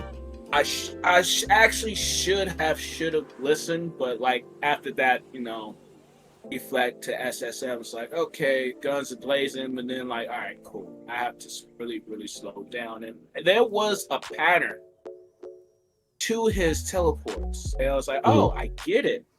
It's just like, but going down and down and down, I actually got really nervous because like, yeah, I took the round, and to tell you the truth, I felt like I had that. I just lost it. So there was a point in time. There was a point in time in the match where you feel like you held control. Yes, I had like I was in perfect control in like the first round of the second game. In the second round, I felt like, yeah, I know what you're doing. You're basically just trying to teleport behind me and trying to hit me. I know what you're trying to do. So when do you feel like it fell apart? Like when do you feel like I felt like it fell apart right after Rage. I need to really get better at Rage defense. It's like, it was cool, and then I got grabbed. Okay. I felt like, okay, I got grabbed, and then he took the round. That's when everything fell apart. I did held my own, but once it got close, the first time I just ran away from like him teleporting behind me. And that's another thing. I still have not perfecting infighting. Even though I can do it, but I haven't really perfected that well. Okay. I have same question for B-Boy facing Watanabe. Your thoughts. When did you feel? Did you at any given time feel like you had control? You at any given time feel like where did you feel? Can you pinpoint where you lost it against him, or when it was going downhill, or your thoughts other than the obvious? Like obviously you watched the video. Some people probably can pinpoint it, but hearing it from your mouth, Yeah, well, honestly, I feel like I need to watch it again for specifics. But general idea. After round one. Like right after the first game, I felt comfy, and I was thinking, okay, this matchup is technically not supposed to be that great for Wu, but we'll have to see if he adapts. But I think I can do this. And then he went to Kazuki, and that's why it saw me like laughing, sort of. So I was like, oh frick, here we freaking go, and I think it was at that point things were already like kind of gonna be intense because I have to fight Kazuki, and then if I don't clutch it out, I need to figure out a backup plan. And that's why even after that second match, I was trying to sit for a bit. I really should have pulled a Goichi and did some speed reading on my notes, but I was just too lost in my own thoughts. So can I ask why at any given time you didn't switch when he switched to Kaz? How come you didn't switch to Biken? Honestly, in like all of my planning, I really only planned to play Biken against Scrub. Because with all the matchups that I had planned, the only one that I really felt I would want to play Biken was for the mirror. I did have it noted that if counter picks go wrong, I'll play Biken. But like in that moment, yeah. But in that moment for Watanabe, what overrode that plan was I was kind of locked into thinking about what Watanabe was doing. Like the pokes, the committing to 2C to bait. I'm assuming he was baiting like my up backs and whatever. So I kind of was kind of stuck in thinking about that, and that's what led me to thinking, okay, let me play Nako. So I'm gonna try and be aggressive, but also try to bait stuff out of him and punish, because Nako has really good punishes, as long as you know what you're doing anyway.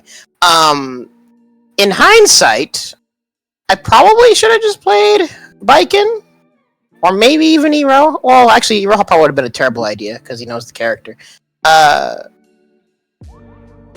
But yeah, that, I guess just because that was my thought process of just thinking about what he was doing in that moment, I ended up on Nako, and I felt things were like gonna be okay again. So like things went down as soon as he switched to Kazuki, but then I went to Nako, played the first round. I forgot if I got the first round or he did, but once things were one round each, things started to feel up again. But yeah, like we said, I got a little too tunnel vision. Hopefully that answers your question. Okay. Healing vision, fall asleep. Healing vision. Very funny. Healing, wake up! Yo! Wake up! That's funny. How did they feel that? Have to mute him, I guess. Yeah. You who? Weren't you asleep? There we go. We were Me? snoring. Yeah, weren't you asleep? Yeah. Yeah, you fell asleep. Well, maybe I was breathing a little heavy, but I've been awake this whole time. I've been listening the whole time. Oh, Oh, thank God! We heard a I thought lot. we were gonna have that ghost clip Yeah. again when Ghost fell asleep. No, I've been listening the whole time. I mean, nobody's been talking to me, but like, I've been here. Well, that's I don't actually, know what yeah, you're doing. let's actually, ask Healing Vision. Question, my next question actually is for Healing Vision. Actually, it's for the panel actually, so I'm doing it one by one. Okay. Nice. So Healing Vision. I know, Yeah. obviously, you didn't make it to top 8 this year. Yeah. But your opponents. Could you explain maybe what happened, and did you feel at any given time where you could have maybe won, or maybe it was a bad matchup, or like no one saw it? I don't know if there's a video on it actually. No, I don't think anybody recorded any of my matches, unfortunately. Yeah, So sucks. So I can actually do it I can just give like a rundown pretty quickly what happened. So my first match, I was seeded, so I didn't have to play the very first match, but I had to play the winner versus, I forget who, and it was, oh gosh, I can't believe I'm really blanking on his name. Hello Plus? Mm-hmm. No, well, okay, so, well, I'm gonna go to like the pool part to kind of explain everything, but I'll make it real quick. So it was, oh gosh, Time, please. Noisy no, it's just Child? gonna bug me. No. I'm talking about like my first match. It was okay. against the one who I know I talked to somebody said that he was seated way too low. Marchio, thank you. So what happened was that. Oh! So I had to face Marchio my first match, and I'm not gonna lie, I am very kinda rusty at this game because I really can't play it because of the desync issues, right? So I did want to talk about something earlier, but like, when Storb was talking about fundamentals, playing a lot of City of the Wolves has actually been helping my reaction times quite a bit. So I'm still doing relatively okay because of that, thankfully. But anyway, so the problem is I forgot a lot of the matchup intricacies. So Marchio used Darley on me, and it was my first time playing in a while like that, and I was actually doing really well. It was 1-1. And I completely forgot Darley had the weaponless walk-up punch type of thing. So when Darley started walking towards me, I remembered and freaked out, and I didn't know what to do. So I jumped back, I think, or dashed back, and I just got hit by it. And that took 60%. That put me into losers, basically. So that kind of, sucked. And so I had to really wake up and be the whole, like, oh my gosh, all right, now I've got, like, to do this crazy losers run, right? And I did my best to play out of my mind, and I got out of losers. The Noisy Child thing was shortly before, I think it was the one to get out into losers. And I've met Noisy Child before. Like, we talk, like, we're chill, whatever. But, like, I guess I beat him so hard, like, he got, like, salty and just, like, left. Like, didn't do the fist bump or anything. Yeah, and, that's noisy. Yeah. Yeah, and so I felt really bad, and I didn't know what to do, and Guppy was watching my match, so I literally went to my phone, and I went to Google Translate, and I just put into the Translate, like, I feel bad, and I showed it to Guppy. I didn't know what to, because he was the only one watching me, right? And he just said, no, don't feel bad or whatever. But like, it was just very like, well, now what type of thing, right? Yeah. So anyways, yeah, that's just how he is. He was at CEO. He did the same thing at CEO, right? So that put me into to top 32 in losers bracket, basically. My first person in there was Con the One, and unfortunately for Con the One, when I first showed up and started playing some casuals for the day, he was the one that saw me. He's like, "Hey, you want to play?" And I was like, "Yeah, sure." And in casuals, I'm not gonna lie, I blew him out kind of hard, and so I remembered the Rohan matchup and whatever. So I beat him. Then after that was Hella Plus, I believe. Yeah. And so the thing was that I don't know what was going on, but like with the Hella Plus match, like I was like on fire. He could not get in on me at all, and he did a lot of like full screen throwing the rolling ice ball. And the thing was, I was able to throw a fireball that would not only go over it, but would hit him on the recovery, but I could still block. So there was a lot of things like that were happening, and I just like all of his times trying to jump in, I was just able to air or doing standing, beat, kind of like keep him out, and I basically kept him out really, really hard. So then after that was when I had to face Andy. And so the Andy match, he always picks somebody else other than Juve against me. So this time he picked Biken, and I won the first one, but then he got the next two and kicked me out of the tournament.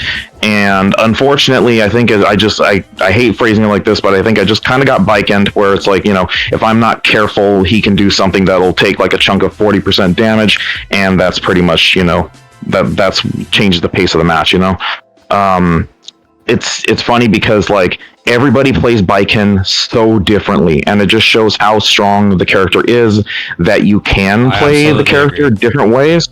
Like, Scrub's Biken is different than B-Boy's Biken, which is different than Andy's Biken. Everybody plays the character completely different, and it all just works. Like that's pretty much it. So, and I by no means do I ever want to say anything that makes it sound like I'm being dismissive or cap or whatever. But like, yeah, he just outplayed me with Biken, and so he kicked me out of the tournament, and I ended up getting 13th place because of it. It was a little heartbreaking for me because I really wanted to make top 8, but these things happen, and I was really not prepared because me not being able to play as much as I would have liked to recently. So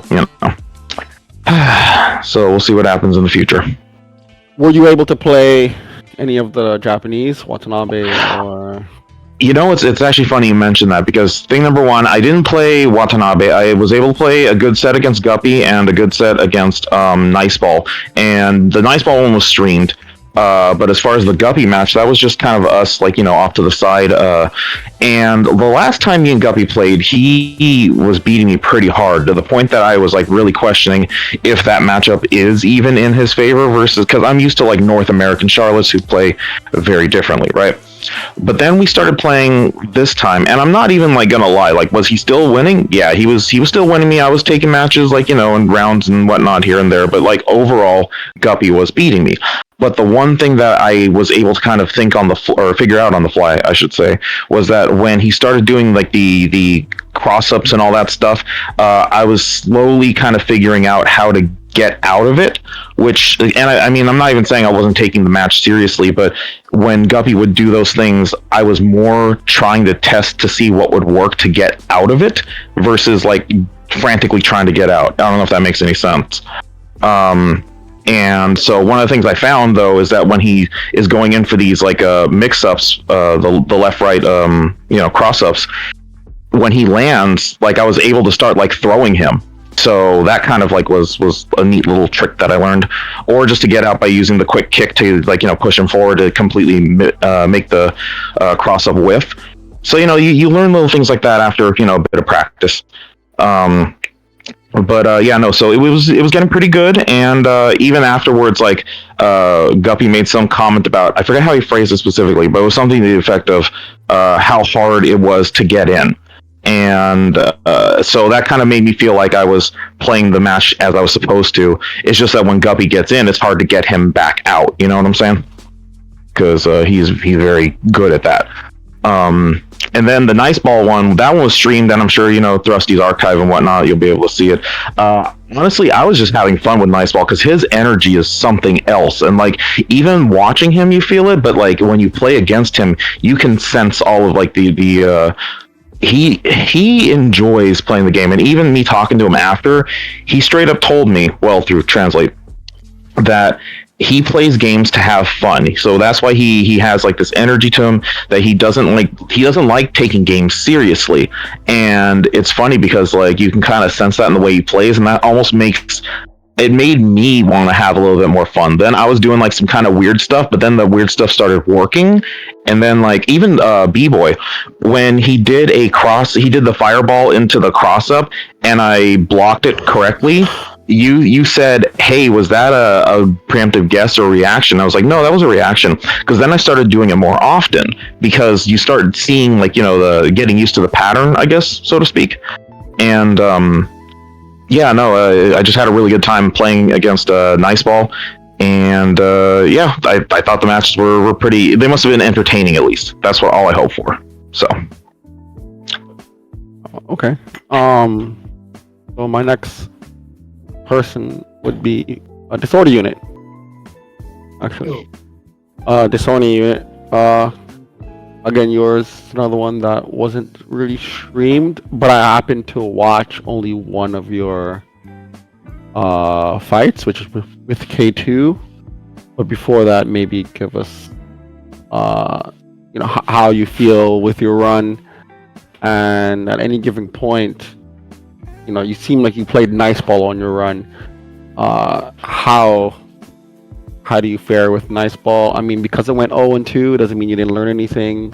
What characters did he use for Ukyo? What did he? Yeah, I can give a quick rundown. I fought Nice Ball in winners finals of the pool, and prior to the tournament starting, we had been playing casuals for close to an hour. He had picked two on the first character, I think, was Galford, and I believe the second one was Yoshitora during casuals. And I managed to take one game in each match, but for the most part, I was getting washed, which not unexpected because I played him online as well before this, like I want to say like a month ago. And yeah, I was second. Nice Ball's extremely awesome personality. That dude is just so much fun. Cool guy to be around. And then when we played in tournament, he picked Amakusa. So definitely think he was holding that one back, which is totally understandable since he has such a wide roster in his head. Does he play Amakusa like Healing Vision plays Amakusa? Is there a difference between the two, or? No, I'd say not quite. I think it's a little harder to pin down. It has been a minute since I played Healing Vision, but it felt like his Amakusa, kind of like all of his characters, are really bouncy. They're very active. They're moving around all the time. They don't tend to just post up in a spot. They're like, he's just doing stuff pretty constantly. So it was against Amakusa, I'm usually looking for fireballs to reflect. Doing a lot of like normal jump Tsubame, so you can time the Tsubame to reflect a fireball at a certain point in its distance away. But he wasn't really doing any of that. He was just doing a lot of crazy back and forth mix-ups. So lost to him in winners finals of the pool. Ended up fighting Markio in losers finals. Was able to win that matchup. And then eventually ran into K2. And I think this goes back to what we were talking about with energy and being tired. In the first round, I fought of top 32. I fought Floridian Demon, and that was a tough match. Yeah. But He played Hibiki. Yeah. yes, mm-hmm. Due to my influence. I'm sorry. No, it worked out for me. He was gonna actually use Cham against you, and I told him to stop playing that character. I told him as much as I'm sure Cham is fun. I told him you need to pick a character that really matters. And I think if you have a Hibiki with who's just in general a little more well-rounded kit than someone like Cham, where you're kind of counting on a lot of. Yeah, he wound up switching to Hibiki, and he said he got a pretty good mileage from playing with her. So. Yeah, no, he did good. He made top 32. Viki's just like a 2-minute top tier. In my What? opinion. Hibiki's a 2-minute talk to you. Yeah, bro. Yeah, I mean, Yeah. you understand Hibiki pretty quickly. Mhm. So my question, disorder unit, was between playing Nice Ball and playing K2.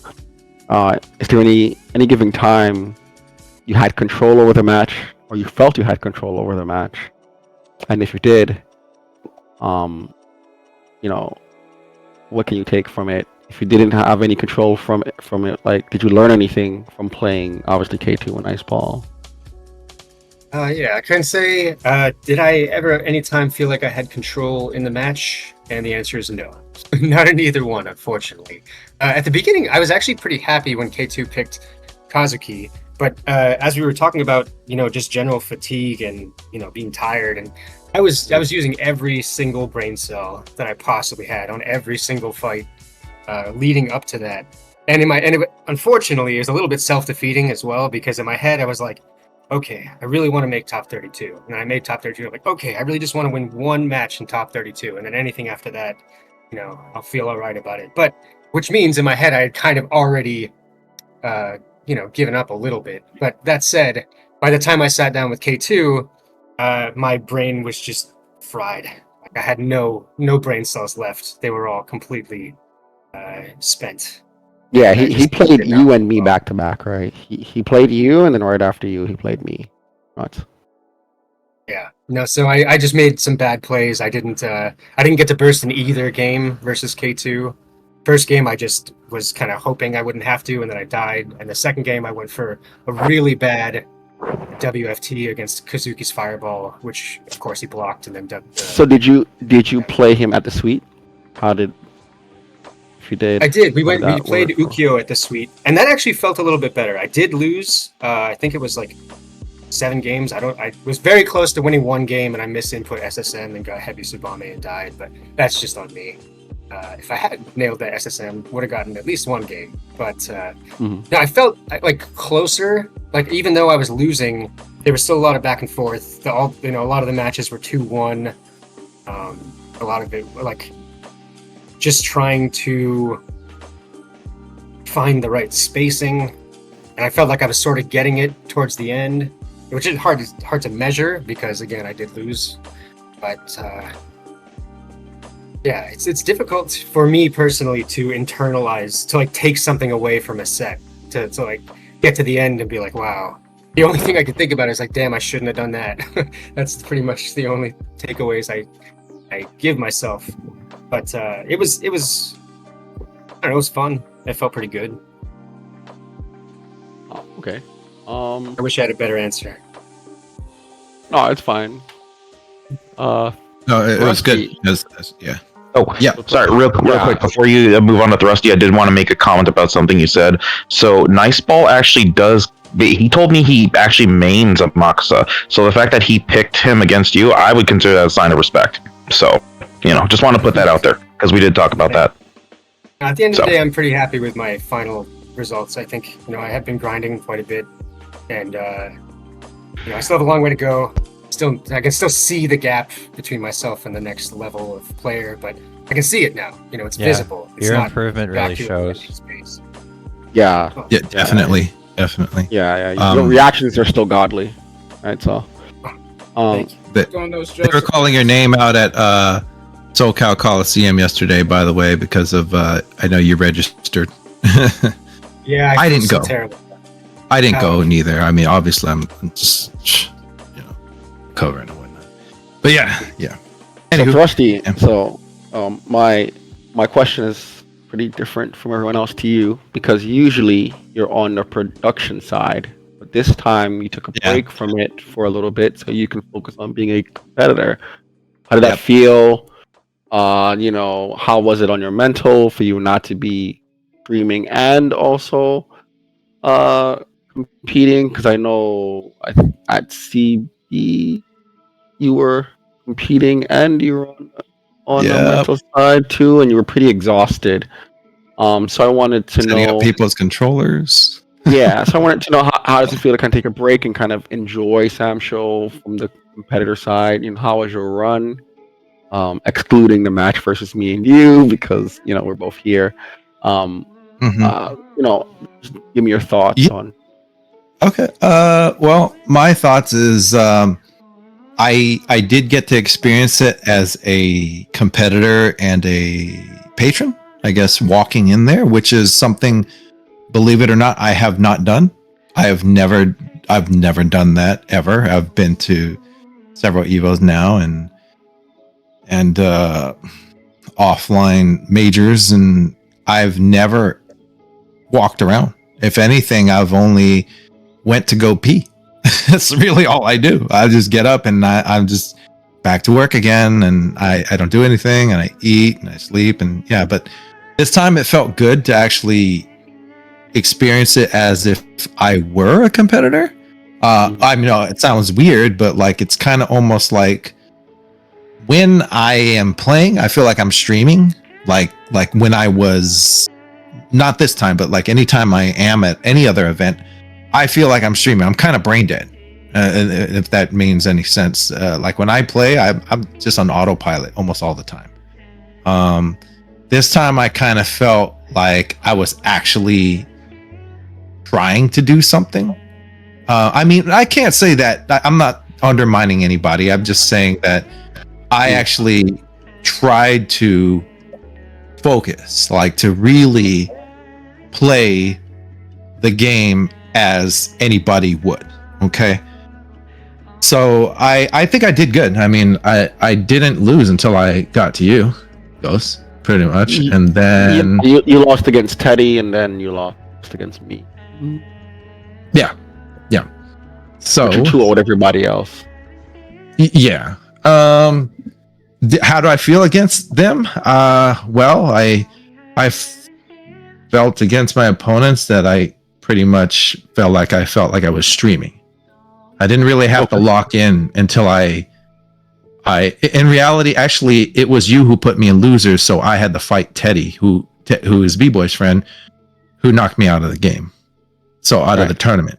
So the thing is, when I fought you, Ghost, I was having fun. I just do what I do. And because my wife also tells me, you got to play this game serious.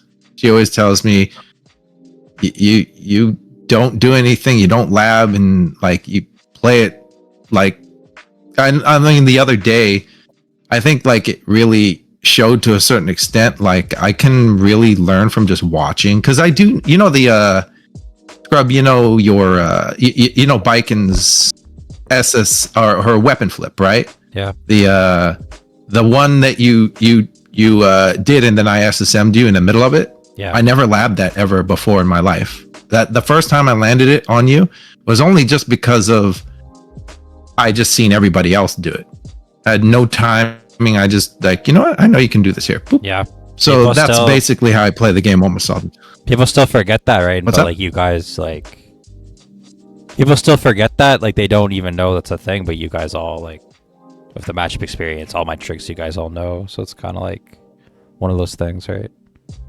I think Yeah. also, Thrusty, we say this often about you, right? Like you and like Inazuma, if you guys played the game seriously, you guys would be a huge threat. I agree for sure. It's just Absolutely. yeah, like the community agrees on that, right? Like if you played the game seriously, right? Like you and Inazuma, you would be a huge threat to the community. Well, I mean, We've been that's- saying this for like years, right? Because just the way you play, like we can see it, like the SOG stuff you do, like we see you're just having fun, and like you're still able to do pretty well, like on a casual level. Like most people usually just go 0-2, right? So like you've been able to improve by just having fun. Just imagine if you took the game seriously, right? Just think about that. I'm going to tell you something on that. When you told me that, I'm not telling you to take it seriously. You get to, you have fun. Up to you. I know, like you enjoy the game differently from us, but I'm saying like in like an alternate universe somewhere where there's a Thrusty that's probably taking it seriously, and like he's doing the opposite, right? He's not doing the production side. He's doing the competitive side. Like he's probably OD. well, I'm going to tell you something funny on that. So when you did say that after our match, right? You already said it. Like after you had won, after our match, you said, man, if you took this seriously, you'd be a threat. You said that like right after. And I thought to myself, okay, then I will not change characters. Because that's what a normal person would do, right? Which was the downfall of me when I fought Teddy. To tell you the truth. Yes. Yeah, because you also play multiple characters, right? I did not want to play with Sogetsu. Because I already felt like when the steam is out of the character, if you beat me with my character, I want to change characters. I just want to. That's just the way I am. I'm like I don't feel it anymore. You've defeated my Taekwondo set. Now time to go to boxing. You know what I mean? Like that's just my mind frame. So I say that as in terms of like if I treat it like an MMA fight. If you outstrike me, I'm gonna do something else. I'm gonna grapple. So anyways, but then I was like, you know what? No, I'm not gonna do that. I gotta assume at this point that everybody playing this game, no matter even if I change my character, they are going to know how to deal with it because they came in here knowing how to defeat everybody's character. You don't enter a tournament without knowing each character. That's just my mind frame because actually, that's just Ukyo struggles against Sog. Actually, that's why I actually think like yeah. I know what he does. If you didn't miss time a lot of those bubble setups, I don't know what I would have done. I had to like really think on the fly, like how to get you away from me and dealing with bubble. Actually, I had a good match. Yeah. If you remember, I did that trick. I actually put the bubble in front of you and I teleported behind you, then I asked to send to you. The Sog version of Wu's unblockable. Yeah.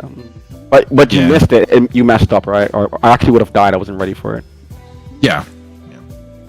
But anywho, so that kind of was my downfall, to tell you the truth, because I thought to myself, I wanted to play seriously, so I'm not going to change characters. But Teddy plays with Shizu. He plays Shizu. And if I'll tell you who I wanted to use, I wanted to use Amakusa. I love Amakusa as a character. There are two characters I mainly played with in the old ones, and that was Amakusa and Bus Kazuki. Just in general. And I play with Sogetsu also in Samurai Shodown 4. But Amakusa was my hidden pick almost all the time when I wanted to beat people. That was just my character. But like the way that it works in this world is like I know when somebody's better with their Amakusa. So I base if I will choose to play with Amakusa, if there is an Amakusa in the tournament, which is Healing Vision, so I will not play with him. But at that point, when I was beat with Sogetsu, I should have probably just changed. But like I was thinking, a normal person would just go with their person they've been playing with. So I played with Sogetsu, and then by the time I got to Teddy, I pretty much was spent. I was like, I don't know. I don't know how to say. I mean, he even perfected me the last fight. I was like, dang, okay. I don't know. I don't know what happened to me in my last match, but there was just something there that I felt like I was picking Sogetsu just to pick him, as in this is what a person would do. So it kind of messed with me, if that makes any sense. I don't know. I wish I would have just changed to Amakusa and went through. Because I should have went with my secondary, because once you beat my first character, I'll stick with the other one the whole way through. I understand. That's usually just kind of like a thought. But anywho, man, I felt pretty good about my matches and try to take it seriously like anybody else would. And you live, you learn, and next time I'll just go off of what I should do as opposed to thinking what another person would do. I think that's just my Hollywood mind. Did you get a chance to sit down and play any of the high level, like the Japanese or Nice Ball? No, I wish I did, to tell you the truth, but I was leaving that for you guys. I did not want to interfere with that because of, in the long run, as much as everybody says, hey, you should do this, it takes somebody to make this machine to keep working. And in the back, what's going on, I'm trying to make it stay afloat as long as I can. If that makes any sense. We're all Okay. eternally indebted to you. Yeah. Yeah, thank you for real. you do. And I think We need people. my last question is Kelly around. I don't know if she's around. Or real quick before we move on, I did want to address some of what he said. Okay. Because I don't want you to like get in your own head, Thrusty. Mhm. Personally, off the top of my head, I think staying Sogetsu in that matchup is the better choice, but I think the mentality behind it is what would have been important. Because Amakusa, like, yeah, you can try to swat Shizu away, you might get some good air-to-airs, but the risk-reward in being wrong against Shizu is so insanely skewed. I think it better overall to have the space control and reliable anti-air as Sogetsu. Well, actually, now that you say that, I just remembered. I did have another third character, which I forgot to say. Obviously, who did I play with in the last tournament that we did before Evo? I won't tell you. Cause? If you notice, I went, nope. Remu? Remu. Wait, which tournament? Remu, that's right. 'Cause Remu would have been another good choice. So I think due to Teddy not having a lot of matchup knowledge, I think Amakusa would have been pretty good, right? Because I played against him, and I don't feel like his footies is okay, but I feel like he doesn't know how to deal with. Oh, I've seen it too. I already seen it too, to tell you the truth. Yeah, I was watching him play you. I seen that he wouldn't be able to deal with Amakusa. Yeah, he In that has a lot of sense, in things that that he sense. just doesn't grasp yet, right? He's still pretty. I wouldn't say he's still green, but definitely. He technically is still green, but he's played other fighting games, so his growth has been really fast, and he just grasped the concept of Shizu very quickly. So, like, on paper, there are matchup choices that would just objectively be better. But if you're going to knowledge check with Amakusa, you would have basically needed to be, like, on point. Because, like, as good as I don't can't think match- he would have been able to grasp the high-low ball mix-up. Honestly, I don't. Yeah, unless you've grasped that, or unless you've labbed it, he would have. Unless you're fuzzy guarding it, he would have been blown up by it multiple times. I'm sure. That's the thing too. Is so the way I would have taken it is, I would have went in with Amakusa. If I would have lost, I would have switched to Remu. Every time you beat me in something, I keep switching characters, and I will never choose them again. I will never choose them again. That's usually what's going on in my mind. It's like, I'm gonna use this character. You knocked him out. Okay, time to change to this one. All right, you knocked this one out. Then I'm gonna do this one. You know, actually, I wonder if like Nice Ball and like Watanabe do the same thing, right? Because they swap around characters pretty often, also, right? It's probably. I mean, it kind of. I don't know. That's just what I do. Like they almost Seems don't like ever use the same characters over and over again. They Once you kinda knock them out. Yeah, it's like they avoid getting downloaded. It's like a weird way of being avoid getting downloaded, right? So Yeah. Well, except Nice Ball, it was it Winners Finals where he did Iroha, then he did Hanzo, then he went back to Iroha. Roja, yeah. And that's where me and Maki were wondering, like, is a knowledge thing, momentum thing, trying to throw him off? But that depends on like strategy and the player and whatever. But yeah. Is Kelly around, or did she go to sleep? Yeah, let me make sure. Hold on. She got up a while ago and she was in the room. Yeah, so I wanted to make sure that you didn't like. Let me go get her. Let me go make sure, because I think she was making some coffee real quick. I'll go grab her. They definitely have. She actually beat one dude. She 2-0'd this guy, and then she lost to Cog, and then she lost to Guppy. So I'm pretty curious on how that stuff went and what was her mindset going into it. Which Other than- which one was Kelly's again? She faced Achilles 26. She 2-0'd that guy, and then she faced Cog and Guppy.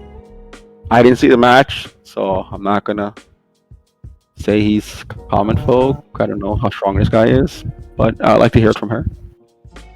Yeah, in fact, I'm trying Cog to is find really it. good in other games. Yeah, I mean, she lost to Cog and she lost to Guppy, right? She lost to Guppy At least first, the and then she two of lost the to best Cog. people here. Right, but she beat Achilles 2-0 clean. Right, so I'm curious. Hello? Hey, There Kelly. you go. Howdy. Hi. I got some questions for you. So I was looking at your run, and I wanted to know. So it looks like you 2-0'd somebody. You 2-0'd Achilles, and then you lost to Cog, and then you lost to Guppy. I wanted to know, like, what was your mentality going into it? Did you do any lab work before you got into it? You know, just to hear your thoughts on your run of the tournament. Also, Okay. you know, usually, just like I told your husband, usually you're on the production side, right? Now you're on the competitor side. How did that feel? Like, how did it feel, like, mental wise? You know, did you feel free? Did you kind of, you don't care if you do both at the same time, or, like, you know, what was your thoughts and stuff? You know. Well, my initial thoughts going into the tournament before I got there was that I wanted somebody to literally tell me to be patient, like every 30 seconds. But that didn't happen. But I did tell myself to be patient. Before I sat down for my first match, I tried to kind of like calm down or calm myself down, I guess, and just kind of sit there relaxed and not feel like everything was like, you have to do this like so fast because my name was called, which is usually kind of how I feel. So do you get anxiety or anything like that from, like, some of this stuff, or? I guess it's just so going from running tournaments, it's kind of like everything, you know, you're kind of always on a time constraint. So it's like you're trying to rush through things all the time. So whenever I sit down to play, I feel like I am in a rush to get the match over with so that I can get back to running it and putting scores in or something to do with that. So at Arcade Shock, at one point, I was so stressed out running behind the scenes doing everything that I just was like, oh my goodness, this is finally my chance to relax. So when I sat down to play, I was like, I'm taking this in for myself. This is my first chance I got to sit down. So I took it and I was like, this is really helping me. So I tried to kind of think that way at Evo, but it didn't really work out the same because I don't know, I just wasn't. So basically, when I sat down for my first opponent, the first thing that he said to me was something like, "Go easy on me" or something like that. Hilarious. And Kelly did not.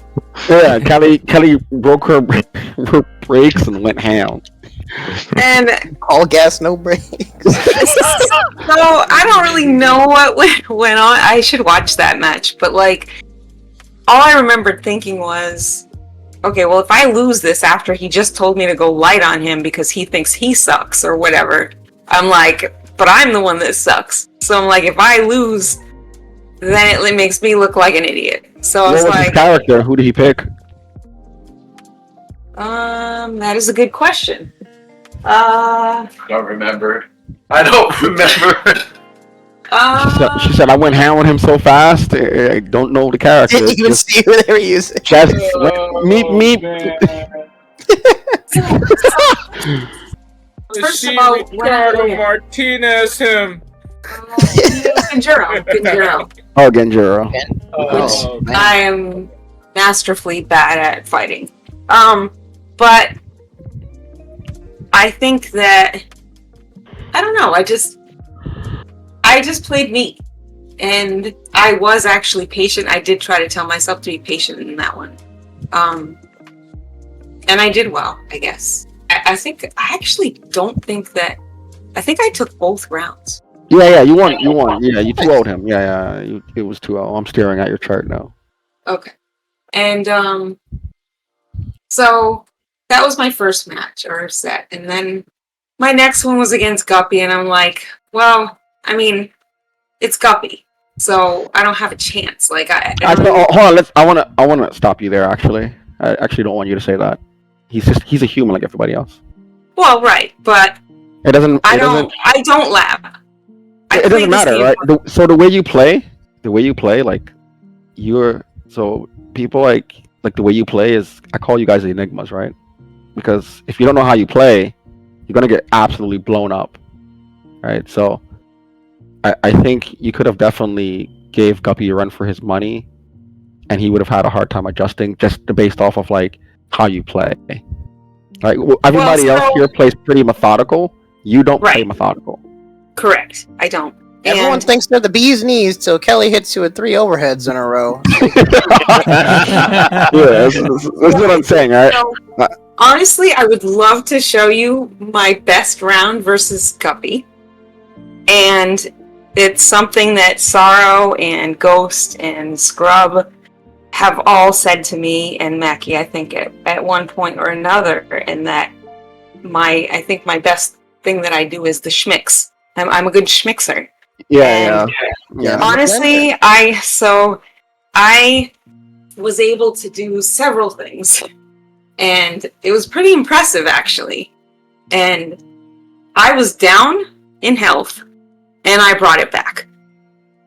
And that's something that I really am not good at doing, but I did it, and I did it with my schmicks. He was in the corner, I schmixed, and there was no chance. It was over. So I was proud of that. That was one of the ones recorded, right? Did like, she did. Yes. She did like three overheads in a row. Yes. That's what I'm talking about. And then it was no way she'll do it a third time. And then by the time I think he wanted to block the 4th one, she finally did kick. Yeah, yeah, I mixed it. I did it. I did something different. I don't know what it was. But You also she was that's also the thing. The reason why it works is because I don't know what I'm doing, so they don't know what I'm doing. Yeah. The ultimate mix-up. You can't predict the future. You know what was hilarious That's what too? Marvel players Is she say. was They say they don't even know what side they're gonna hit on. You know, the Exactly. fireball of Charlotte, right? Every time he threw that out, she was stopping it with Mamaha. Just combined, like every time that came out, Mamaha. That matchup on paper looks like Nako takes it. Actually, it looks like it's either even or Nako takes it slightly or something like that. It just think seems like so? she just it just seems like she. Can I share my should be able to screen? bully her. Yeah, go ahead. If you have the match, it's pure curiosity. Yeah, because her offense and mix, and also her advancing punishes to be able to like punish when Charlotte like commits to like a medium poke or something. I think Nako should definitely. Nako card goes underneath it, especially when she does the piercing move. I don't remember what the name is. Yeah, she did. She did Nako Car out of nowhere because Nako after the stopping of the fireballs, he started to do the bayonet lunge, I think it's called. Yeah. It's Violet Rose. I think that's what it's called. So And I'm pretty sure Rage Nako. 200. I'm pretty sure Rage Nako locks her out of doing those moves because it's so fast. Yes. Yeah, any recoil. So And the multi-hit. one of the things I was impressed with so I basically play to better myself because I'm not really, basically I just try to get better at things that I'm bad at, and I was impressed that I was able to get my weapon off the ground after getting weapon flipped. So here's my impressive round if you can see it. Says me pop. Can you guys see it? You got the knockdown. We can see it. Yeah.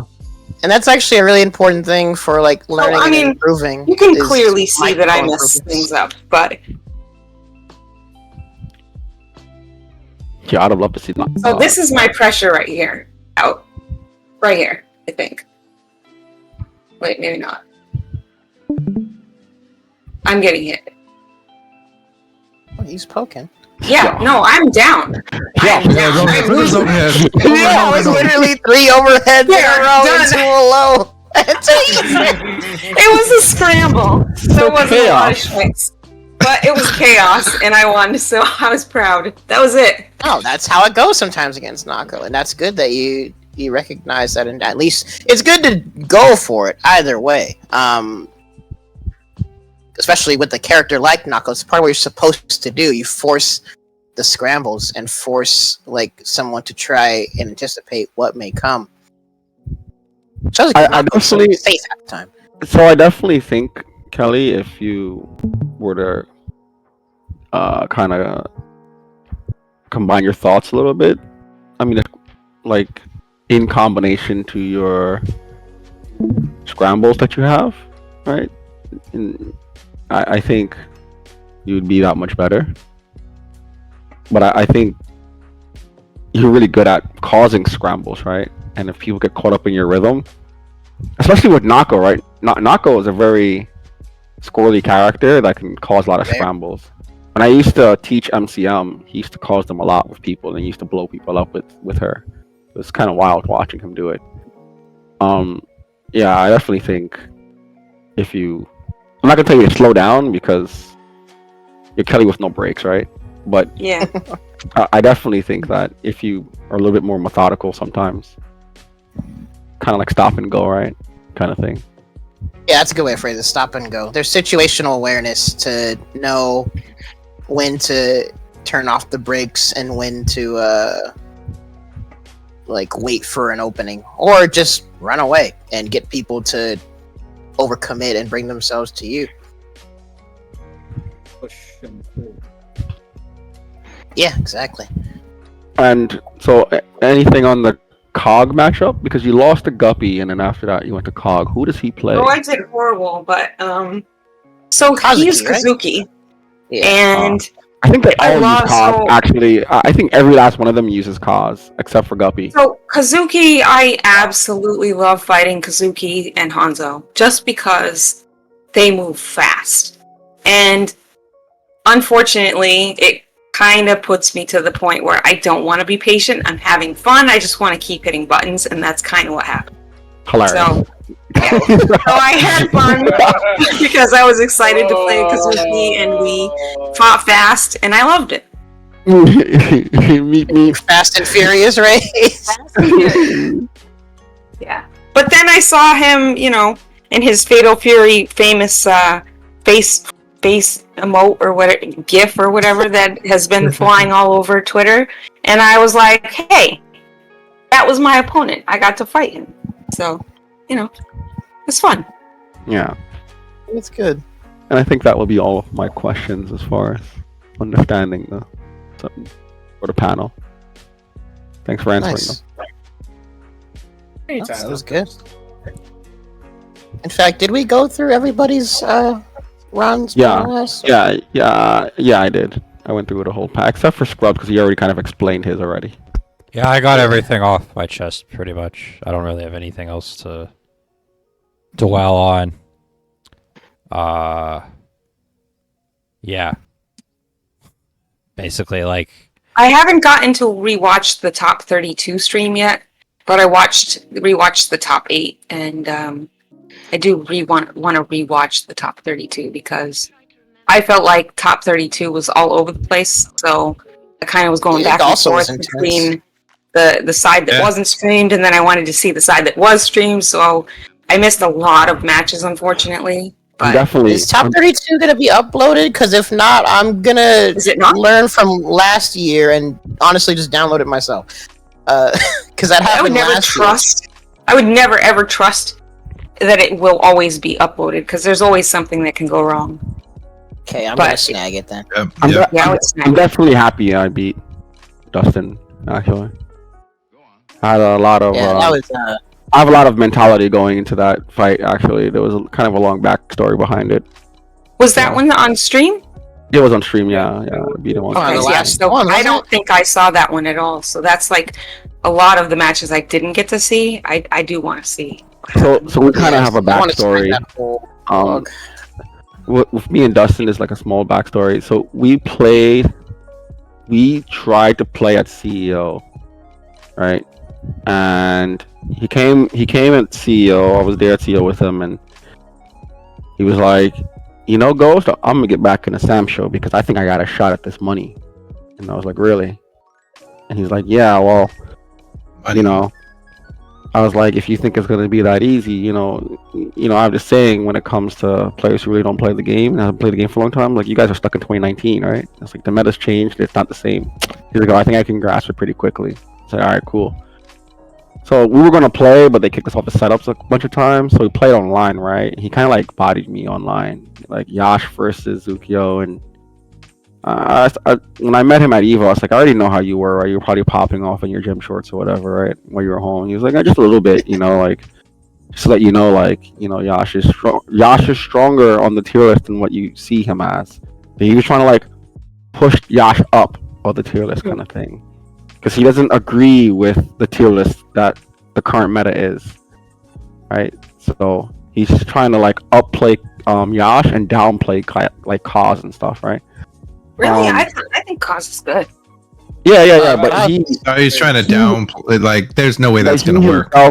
He himself is trying to. He's going against the.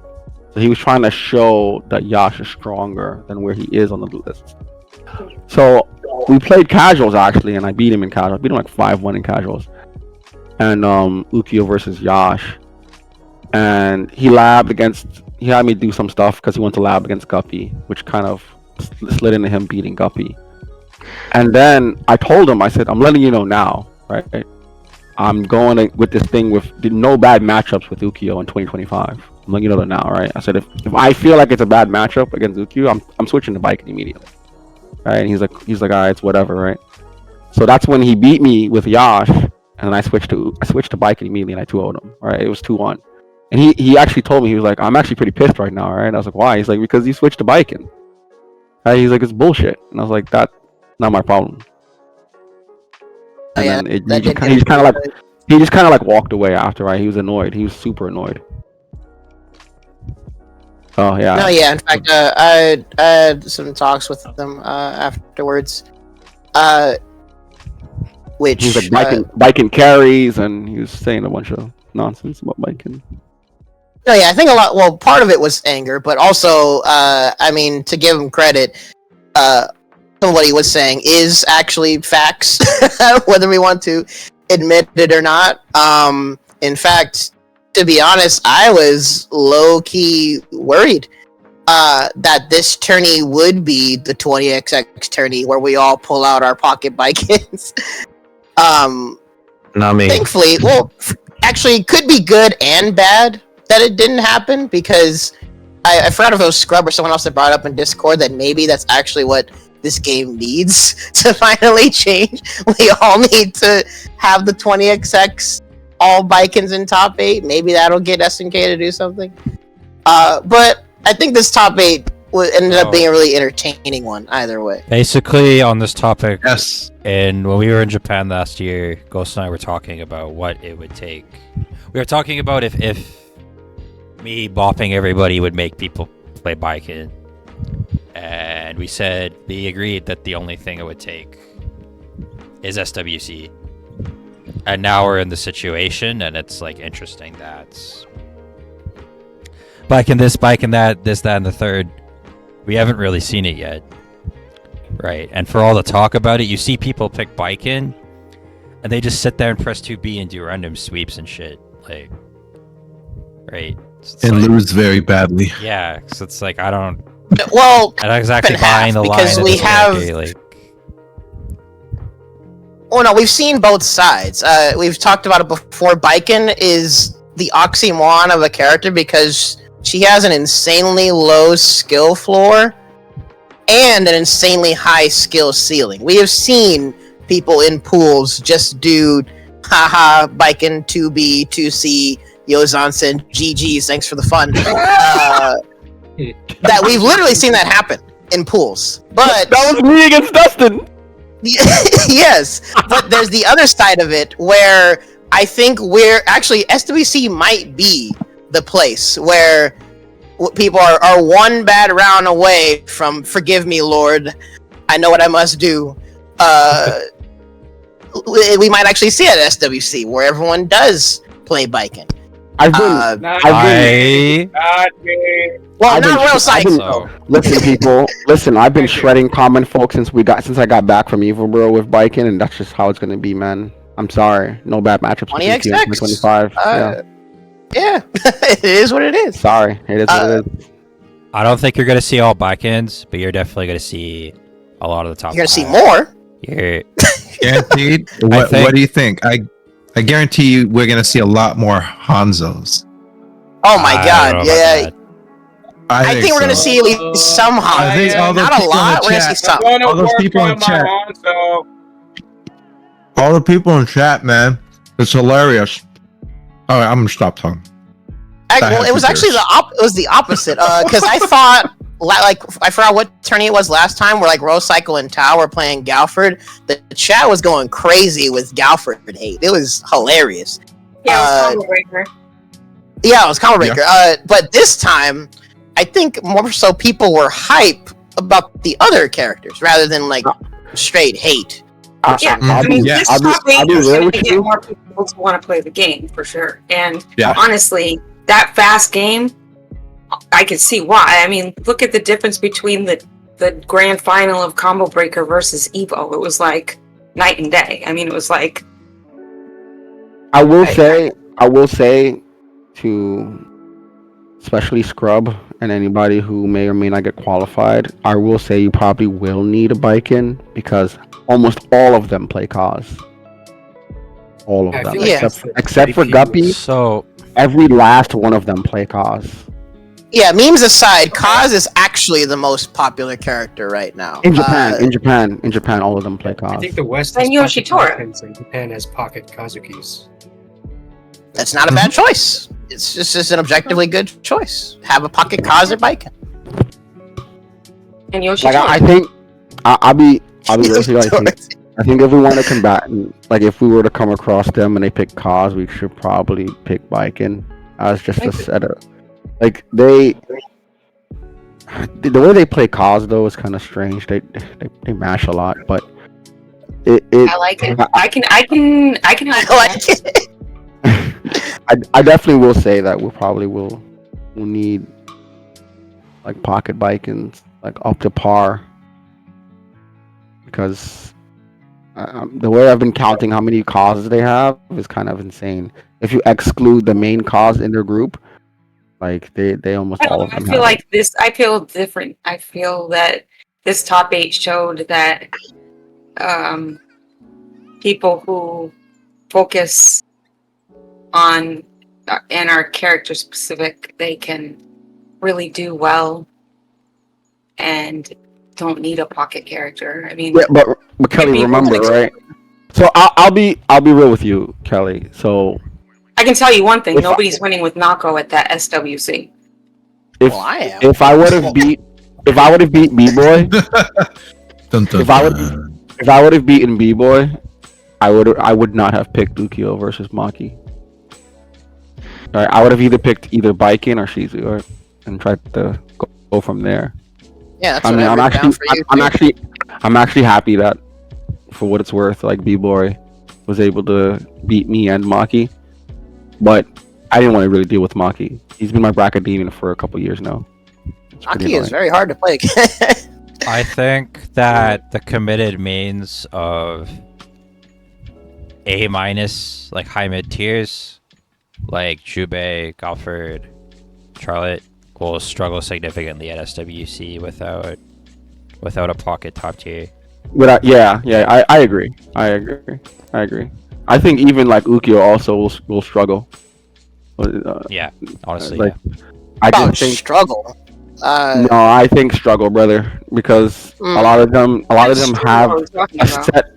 A lot of them have a set flow, right? A lot of them have a set flow when it comes to certain characters, because a lot of the higher echelon characters, they already have the highest level of having the character, right? So I mean, you can see how they deal with certain characters pretty well. At a high enough level, So- a 4-6 isn't even worth playing, let alone a 3-7. Especially not in the modern day when everybody's more optimal. So, yeah, I can go over. Okay. In that aspect, that makes sense. Well, actually, that's a conversation for another day, but that could make a different foundation for a tier list entirely, where sometimes people are using letters, quote unquote, A-, whatever. The lower part of the upper tiers, if they have a disadvantageous matchup against a top tier, then that could make you question their placing entirely, maybe. But I don't know. Again, conversation for another day. Because the higher end, like the what I call the gatekeeper characters, like Yoshi, like Gongsung, like Yasha. Yoshi's a gatekeeper? You're wild, brother. Yoshi is Pretty fair. definitely on the higher end of the quote unquote A tier. I consider him a gatekeeper top tier. Really? Huh? Okay. I guess Yoshi is insane. Hey, Yoshi's pretty up there. Yeah. He's like on the border of top 5. I think Yeah. more of a struggle. Like he's counterpickable, but his shit is too strong and he's too well rounded to like really struggle. I think I'm more The risk reward is like strive levels Yeah. of not like, even hilarious. not even that, but if you look at a more conservative Yoshi like Rance, right? He's got the tools like 5D, 5A, 2A. He's got actually ridiculous ground tools, right? He's got enough tools that he can play the whole game around that and be completely fine, and then he's got like the You can cash out chill. tools that are like ridiculous. Whereas like a character like Charlotte or Jubei, their game has to work or they just die, right? Yeah, I see. Boar even said it, right? Boar was like, it's surprising Watanabe didn't bust out his Baiken. I was surprised also. He never picked Baiken in bracket, and I was wondering why he never picked Baiken in bracket. Like, why he never picked that character. He just Not even in pools? he just doesn't Not play even. as much Yeah. anymore. I don't know. I actually thought he was like trolling or he was like trying to hide crap because I watched like he's been playing Payungu a lot and I watched all the Tadakai Tuesday streams and he's picking like 7 characters, right? So it's like bizarre, right? It's hard to put a number on him. I don't know. I think like the Hanzo pick, right? Well, that's why I want to play them more. The Hanzo pick, What about it? that's actually like been his more committed character actually for recent months. So I'm actually not very surprised that that's what he went with for a lot of the tournament because he actually has been playing that character more than Baiken. But Why? yeah, he hasn't been like full Baikens for like a couple years now. He's committed to this 8 character stuff. Right, I thought he was like some kind of troll, but no. Can't Honestly, do that goated. I love that. Yeah. I forgot. I was going to tell you guys something random. You want Uh, to know something random? I turned down an episode of General Hospital to be at Evo. Wait, what? That's completely. You went to? I mean, Yeah, it's not lie. It's not lie. I can't tell if I that's have it in my email. worth it or not. No, it is. It's all right. I've worked on Okay. the show before. It doesn't matter to me. Yeah, so I'm just saying. You know. See, we're It's talking just- about how hype this top 8 was, and the rest of these like, dang, I could have been working right now instead. No. It was worth it. It was worth it. Believe me. I don't care, man. Soap operas, dude. Like that's some good writing.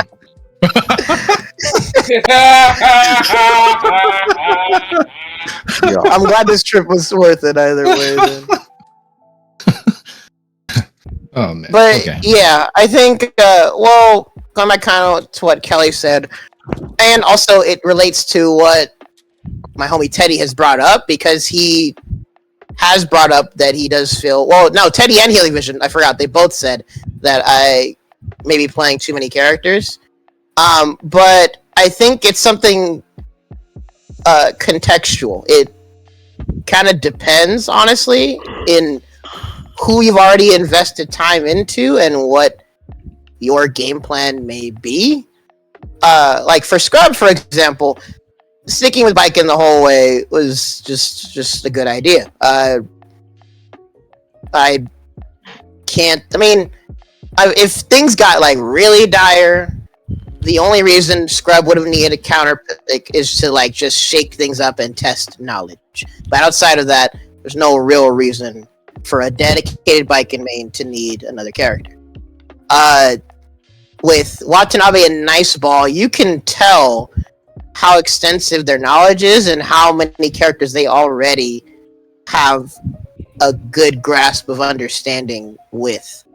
So in that situation, I think it comes down to just how you handle certain matchups and also how you adapt to certain players.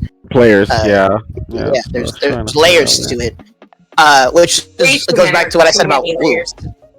That's the thing. There's way too many layers. I mean, you can't really put a finger on it. I mean, even me saying what I said, there's always that aspect of things. Like, I'm not like 100% solid. I'm just saying that. But some players beat other players because of the play style. Some players, like for instance, in the past, for the longest, I had trouble with Sugar Bear when he was playing the game because his play style counteracted my play style. Right? So like, he didn't let me get in at all, and I would always lose to him in like weird ways because I mean, and we're talking. That's kind of where I mean when I say, it's based on them playing the character for so long that they have more information to use, and they are playing against the player and the character, not just the character. Yeah, but when we're talking about all this, we're assuming like even playing field, right? Until the game starts, right? You always want to assume that one player and another player are even playing field until you see for your own eyes what's happening, right? So it doesn't.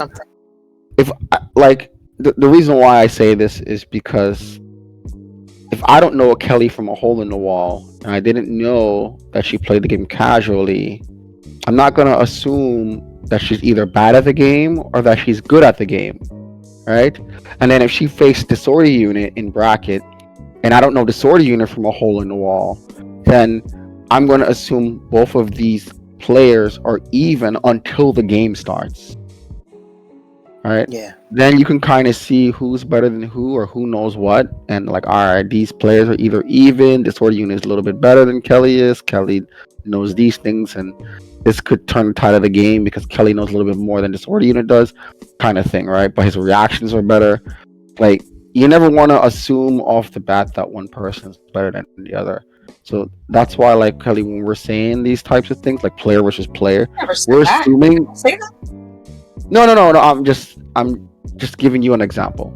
I'm just giving you like a thesis of when we're discussing the whole thing, like what, well, at least what my thought processing is, like how we all know Scrub, like we all know Scrub's a champion, right?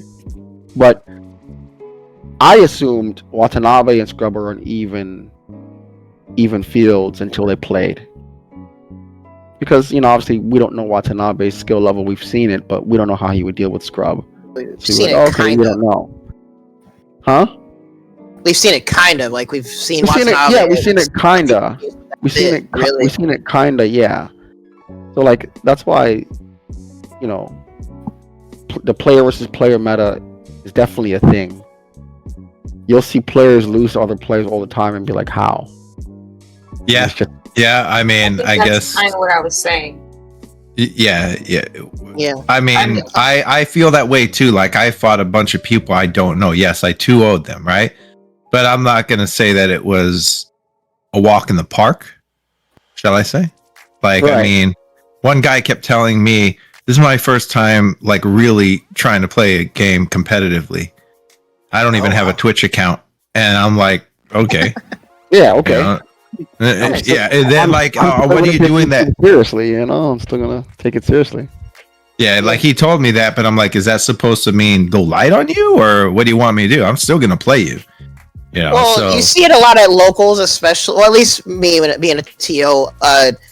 It's the inherent downplay some people do of themselves. I see it literally every time around a tournament. Oh, this is my first tourney, I'm not very good.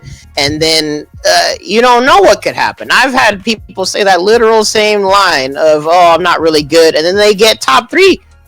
and beat all of our locals' best players, and then we never see them again.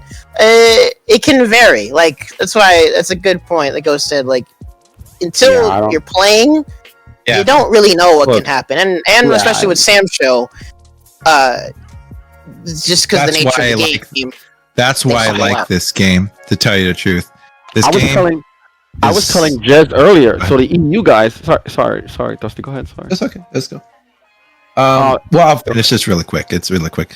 I'd say I like this game because it's like that in like MMA also. The reason being is because you could practice all these techniques and stuff, but you can never get muscles around your jaw. So if somebody knows actually how to hit you and fool you, you get knocked out. So I mean, it's really funny. Yeah, I mean, some of the best fighters out there actually have really glass jaws, and I know it. But like everybody doesn't know because the assumption that they're up there because they can't get knocked out. But some of them have a pretty weak jaw. But like it's just like you don't get muscles there. But like when I say this is just because of that's the off button, and then this game is like that too. You can be really good, but like there's a sense of the unknown that can still beat you somehow. Yeah, do you know what I mean? Like because it's so basic of moves. Yes, there's advanced techniques and stuff. Like I've taken like 10 years of stand up and like 20 years of Brazilian jiu-jitsu, but like there is always the unknown. There's always the unknown. I don't know if the other guy has more cardio than me. We go into the second round and then like all of a sudden I gas out. That's kind of what I was saying earlier, right? Kelly is like she's the enigma, right? She's the mystery. She's the question mark, right? Mm-hmm. Like you can go in like, oh, I got 6 years of Samsho, and then the next the Nako matchup, right? You're getting triple overhead by Kelly and getting Isen at the end of the day. Like, what just happened, right? Like, yeah, exactly. That's why I love this game. It's like the mind games in this is deeper than anything in any other game out there. Yeah, you know what I mean? Yeah, it really is. I mean. Yeah, high combo games is basically usually the guy with the most combos, and it's an infinite. You're like, okay, you won. It's like if I ain't got no combo breakers, it's over. This game is like you get a chance. You get a comeback. You get the comeback. And another thing is, I don't know if you guys agree with me. There's players, right? There's players that they are, I don't know. Let's just say mediocre footsies, but their end game is like phenomenal. They have like amazing end game, and if it's down to the wire, they have a higher chance of winning it, right? But if the player is better than that player, then then okay. I was telling Jiz this earlier, just Quell, and we were playing with Kusoge, and he was like, oh, I just can't understand the ending of the game there. And then I told Jiz, I was like, his end game is not great, right? I mean, he's seen me write it, but there's some players that their end game are just absolutely I was Healing Vision is one of them, right? Healing Vision's end game is kind of OD, right? Like in my personal opinion, watching Healing Vision, his end game is like phenomenal. Like I love watching his end game. Thank you. He doesn't crack easy when it comes to his end game, right? So like stuff like that, I think is a big part of certain players too, right? Like they could be losing and they have a comeback factor where it comes to the end game too, right? So I think that's part of a big meta also. There's a lot of factors that go into things, ties into the character choice, but even beyond it. So where honestly, now I kind of want to make like a little bingo card for what we may see at SWC. Because there could be a lot of different aspects of decision making. Especially I do want to interrupt. I do just want to pipe up, not pipe up, but just say something in response to what Ghost was saying. And excuse me, I think it's probably because of my specific character and the unique traits that go along with Amakusa. But one of my end game, goals is, can I get this person down to the 12-second marker? Because I use time as a resource. If I can get the match to go to 12 seconds, that's when I feel like I actually have a very good chance. Even if I'm losing, if I can make it to the 12-second mark, I can probably turn it around. Because then it's like people start to I'm being sincere. It's like as soon as if I can last long enough, even if I've got like a 30% life loss, I can turn it around, because then people start getting squirrely, and then that's when they start falling for stuff like not even the overheads and stuff, but more of like trying to jump out of corners and then get stuck in the corner, like and get racking up damage in the process. So that's one of my win conditions: is can I get you to 12 seconds? That's actually pretty smart, honestly, because Amux already has like a really good vortex to like enforce that fear, and then when the time is going down and you're stuck in this vortex and you have to choose correctly, you got to get out. Yep. That's freaking scary. Dang, man. I feel like I haven't got. Amok said I was it's hard to get in on. I was gonna say like DU's another one, right? Disorder Unit. I feel like his reactions increase during endgame. This man is correct too many times. Yeah. I don't think my rage stuff is that good. I think I play better when I have a pixel of health left. Not that it matters, Yeah. because any one trade you still die. But I've watched you actually beat Scrub with a pixel of health in the Xbox lobby. So he I'm like, understands this the man is stagger. He understands the stagger mind game. So you have to guess. Yeah. There's no way around it. You can't up back. That's what makes a great player. Yeah. And the what do you call that? The rage Sabami is a scary thing, man. Yeah. Oh, that's You the just disorder lead it, special. man. That's the win button. Yeah. it's so cool. Murphy's Law. Yeah, You I think will get hit by Get shredded. Let's go gambling. Oh, dang it. Like the tip of it too. The tip of that freaking Sabami. You're like all the way across the floor, kicking nothing. The tip of it does 4 hits. Actually, it's funny enough. It does maximum like 5 hits. If you just the tip, it's like I don't know, like 3 or 4 hits. Misses some, but I mean, even when it's at max, like having to expect such a high damage overhead from that far away, scary. I remember writing down the diameter of how big it increases when it's rage. I have to have it in my book. It's in my book. The diameters of it. Nice. Which, by the way, Scrub, hopefully we addressed the initial general points. But yeah, I'm kind of serious about the bingo card thing, 'cause I'm really curious now what people's plans will be going into SWC, how people are going to prepare, who's going to like lock in on specific characters. Well, I mean, we know Royal Cycle is going to play Galford either way. I can't lock it for obvious reasons. Chamir Grand Final. Oh yeah. That'd be wild. And then okay, hold on. I need to keep it together. That would be very enlightening. Let's just say that.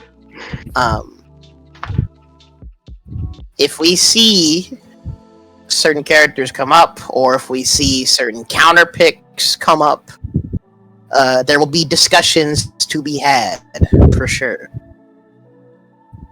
Yeah. Yeah. SWC Yeah. bingo. I mean, that's cool. Would you say What D? disorder? I was saying people was talking about SWC bingo, which is it's cool. I feel like that's something that players do or have done for other games and tournaments, but it'd be Yeah, we gotta put something together.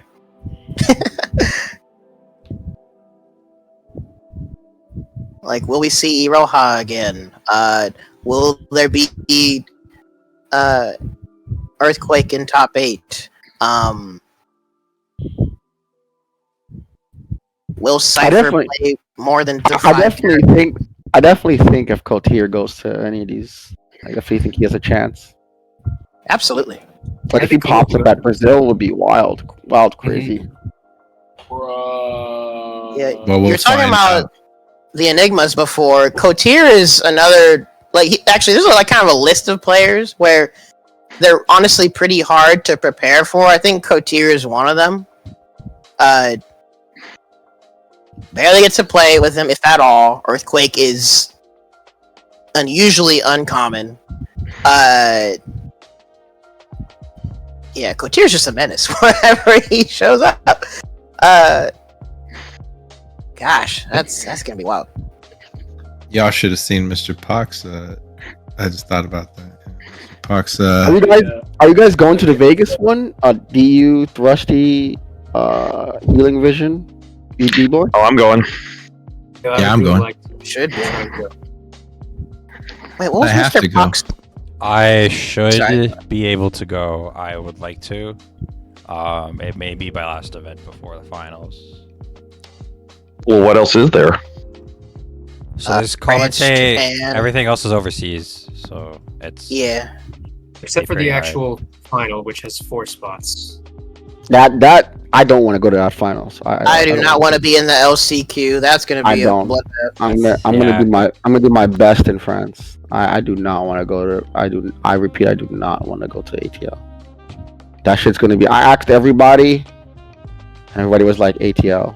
Every last person. K2 tweeted that the entire Japanese Ghost. team is probably going to go to the finals. To the- All of But I them. mean, you Holy still want to go Yeah. though, right? Don't you want to just be there, Ghost? Yeah, I, No, I, yeah. Be there? I think people I mean, just as a yeah. celebration of the game, they should just go and just try. Yes. That's fine. Yeah, like you go to should. be there, but as in competing in at the LCQ to qualify, that is the hardest route to don't- have to take. So I don't know if I'm gonna honestly like. I was thinking if I don't make France, I don't know if I can do ATL. I'd have to really Okay. see if ATL is on a Saturday, then sure I can go. But I have I to think it's going to be a careful. two-day event. Yeah, Yeah, DreamHack is a 3-day event actually. Yeah, there you go. It's Uh, got Friday, Saturday, and Sunday is my guess. I have to be careful with my days because I might need to take a bunch of days in December because I have a birthday to go to and it's overseas, and then Oh, snap. and then next year Understandable. I'm going to Japan. I have a wedding to go to, so I I have to be very think careful. we should do Samsho House. So we should everybody trying to get in, we should all use all of our remaining vacation hours, and we should like rent an Airbnb and do nothing but grind every day until and just Until chilling they- out. Nah, you're I'm not You mean crazy, I'm Atlanta? serious. You mean Atlanta, or you're just September, saying maybe? in general? Yeah, Atlanta. Yeah. I Atlanta. mean, if I wanted to go to Climax okay. tonight, I would literally have to do that because there's no other way Okay. I'd be able to spend a whole week in freaking Georgia. Guess what, you guys? Sounds good to me. Let me get that going. Hell yeah, let's What the do it. heck? I'm completely Oh, serious. dang it. If you want it, we have to get used to local setups, right? We can't. How else are we Well, gonna I'm do used it, to right? PS5 already. That's what I do my drills on. No, But- but to You actually know what? playing matches. I'm completely serious. Yeah. and what Rat King just posted, we should actually do it like the old FGTV streams that FChamp did. We should actually do Samsho House with multiple streams, in which it could be our jobs that we could wake up and make coffee and we can play all day, and then it's gonna be great. So you're saying the week of Atlanta we Talking do to the this? right person. No, man. I'm. You know what? You're talking to the right person, you guys. Even 2 weeks. Even 2 weeks. Nah, bro, I'm not. Yeah, you're- let me you're just go to tripping. freaking Georgia for 2 weeks. Yeah, bro, you're tripping. Okay, I- maybe just a week, but Just a week, I think, too, is too much for people. You know, what I I'd mean? have a lot of So, money to magically get to figure that out. But I'll turn down- the you know idea what? sounds the nice. time has come. turn down some episodes. I'm good on that. I mean, I really, like I said, I really don't wanna. I really don't. I mean, so I do have a question though. If I Yeah, qualify, big commitment. if I qualify in France, do I have to go to the? I don't have to go to the LCQ then, right? No, you don't. No, Well, yeah, but you you- have go to to get the- there you to shouldn't. play in the finals. Yeah, you just go to the finals and play your game. Oh, and play anyways, right? Yeah. Yeah, Okay. because I would if you- assume you don't LCQ would be the day before, right? And Yes, then this is day Saturday before. would be. Okay. Exactly. But regardless, I have to go do it if I qualify. Regardless. Well, you have to go Oh. to the event, but I don't see why you would need thought to that- be at the hold on. LCQ. No. So the you don't final. have to be the day of. No. So that's what I'm trying to understand. The finals is at Atlanta. I thought Yes. I thought it would be somewhere else. I thought. Yeah, I thought all of No, it is at DreamHack Atlanta. everything. Everybody thought that until Evo. There's two tournaments in Atlanta. One is the LCQ, and then the day following before. day is the actual SWC. Following day is the Yes. finals. All right. Damn. So Basically, so you guys know, it's basically yes, it's the same thing like it was with King of Fighters last year. So me and Kelly did that. We went to we went to the LCQ. I competed in it, and then as soon as I was done, I set up a Samsho setup, and we were in the house, the after party house, basically.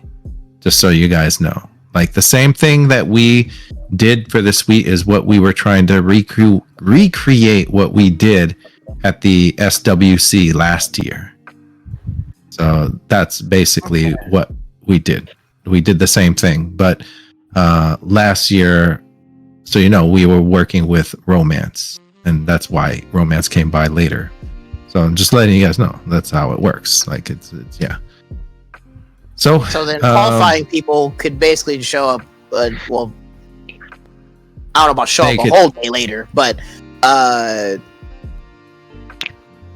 yeah, basically don't have to be there for the LCQ if you're already qualified. Yeah, they don't have to be like they weren't like Joe High. He didn't have to be there. You know what I mean? Like he had to be there to compete for the actual, SWC, not the LCQ. Full bracket. Yeah. Yeah. Yeah, the full the bracket of everybody throughout the year that was already combined together, and the LCQ was all the new people, and the person who won the LCQ was Score, and Score was staying at the house we were at. Oh, dang. So, yeah, and Kelly was saying, "Let's play Samsho," every time he walked by. She's like, "Come on, let's play Samsho." Lo and behold, look at, like, he's one of the guys who, yeah, here we are again. Then we're gonna be like, you didn't play with us last year. It's like, but he was focused, because he had to get into the last chance qualifier. He won it. Then he competed in the SWC. So yeah, that's how it went. But yeah. Oh, okay. But yeah. Also, side note, I found you will have to be there, obviously, Ghost. Like if you take France, you will have to be there Saturday and Sunday, because just not maybe Friday. That's how long it's not Friday, because Friday is going to be, if I look at the dates right, that's how they should do it. Where Friday is the LCQ. Yeah, Friday's the LCQ and Saturday, Sunday is the. Wait, what'd you say, Hud? Oh, yeah. She said that. Oh, whoops! I cussed. She said that there's a lot of games. Yeah. You forgot about Art of Fighting 3. Art of Fighters 3. Oh my. Yeah, I forgot. Honestly, there was 3 other games. Yeah, that should be the game that all these like OGs are like trying to come in and take the money from, not our game. Yeah, that's 100,000. It was only King of Fighters, which is crazy because that was King of Fighters took 3 days, and this time we have 4 games. 4 games. Right? Oh my We've got god! King of Fighters.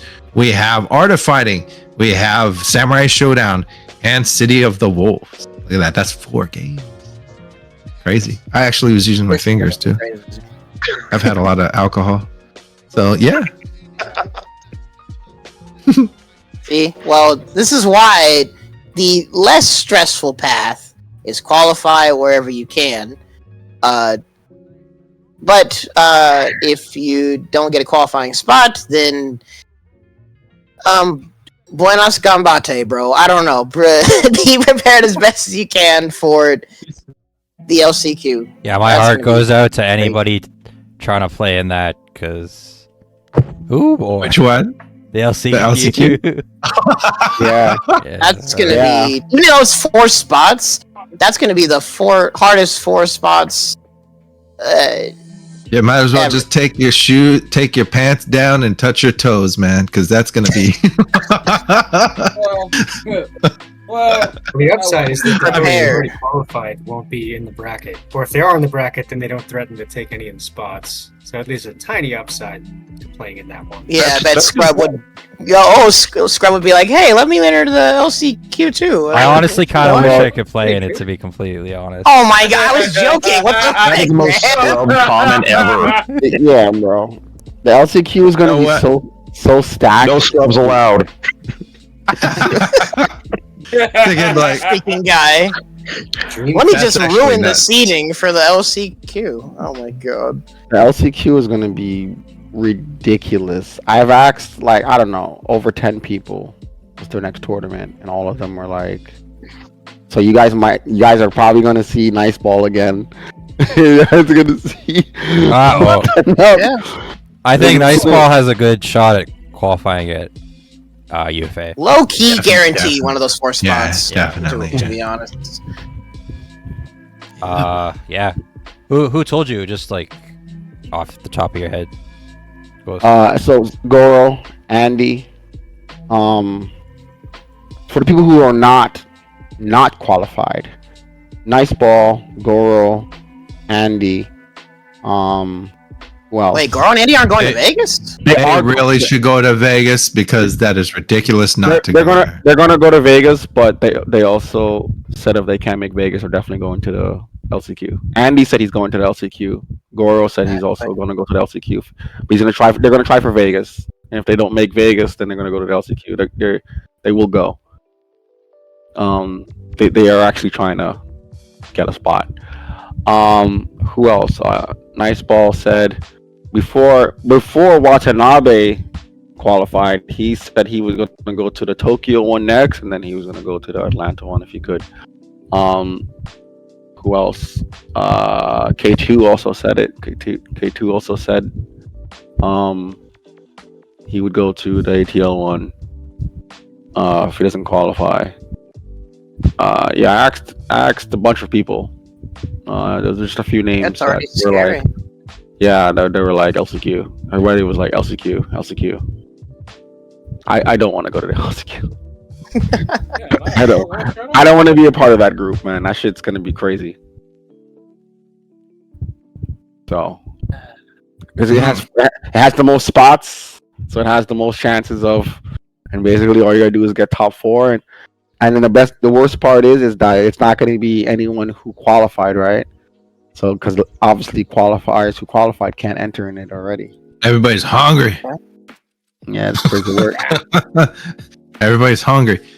But just remember this, Ghost. If you do go, if anybody goes, remember this whole sweet thing that Scrub's talking about is probably gonna happen Yes. You should for a whole seriously week. consider For a it. whole week. Yeah, that's not a joke. It's not a joke. I'm gonna talk to certain people right now. Fuck it, quit your job. Frick. Quit your Yeah, job. fuck Quit you. your job. Quit your job. I don't know. I don't know. If you win the 250K, would you have needed it? What if you talking to me? If I win the 250K, Yeah. You just got yeah, another job. I would still keep my job. If somebody asked me that question on my job, if you win $1 billion, what would you do? Right? I'm like, I'm still keeping my job. What do you mean? That Well- 50K is going to something else. Well, 250K in SoCal, that's like a down payment for a house, so you kind of can't quit. Yeah, bro. 250K is not even. You can't even buy a house for 250K here in New York. So, Exactly, yes, that's a down payment. yeah, it's just a down payment, brother, with high interest. Good luck. Oh no, yeah, I think we do need to move to Canada. Holy frick! Yeah, the houses here in NY, especially where I live, the minimal is like 500,000. In California, it's like 2 meals at McDonald's. Family pack at Del Taco. Oh, I assure you, with 250K, at least 2/3 of that is going to bills, debt, and investment. If I get in the money for 250,000, it's gonna go to my down payment for a house. Makes sense. I don't have to. I was gonna just wait 3 years and see how the market goes. But at that point, I would super have enough for basically. You could just physically build one like I did. Yeah, you could do that too. Well, not here. Not here in New York, man. I'm joking. But I did. You gotta at least have 500,000 and up to For the licenses. Yeah. Now we know what Thressy's gonna do. Win SWC. All right, fellas. I'll see y'all in a half a year. I'm gonna go build a house. With my bare hands.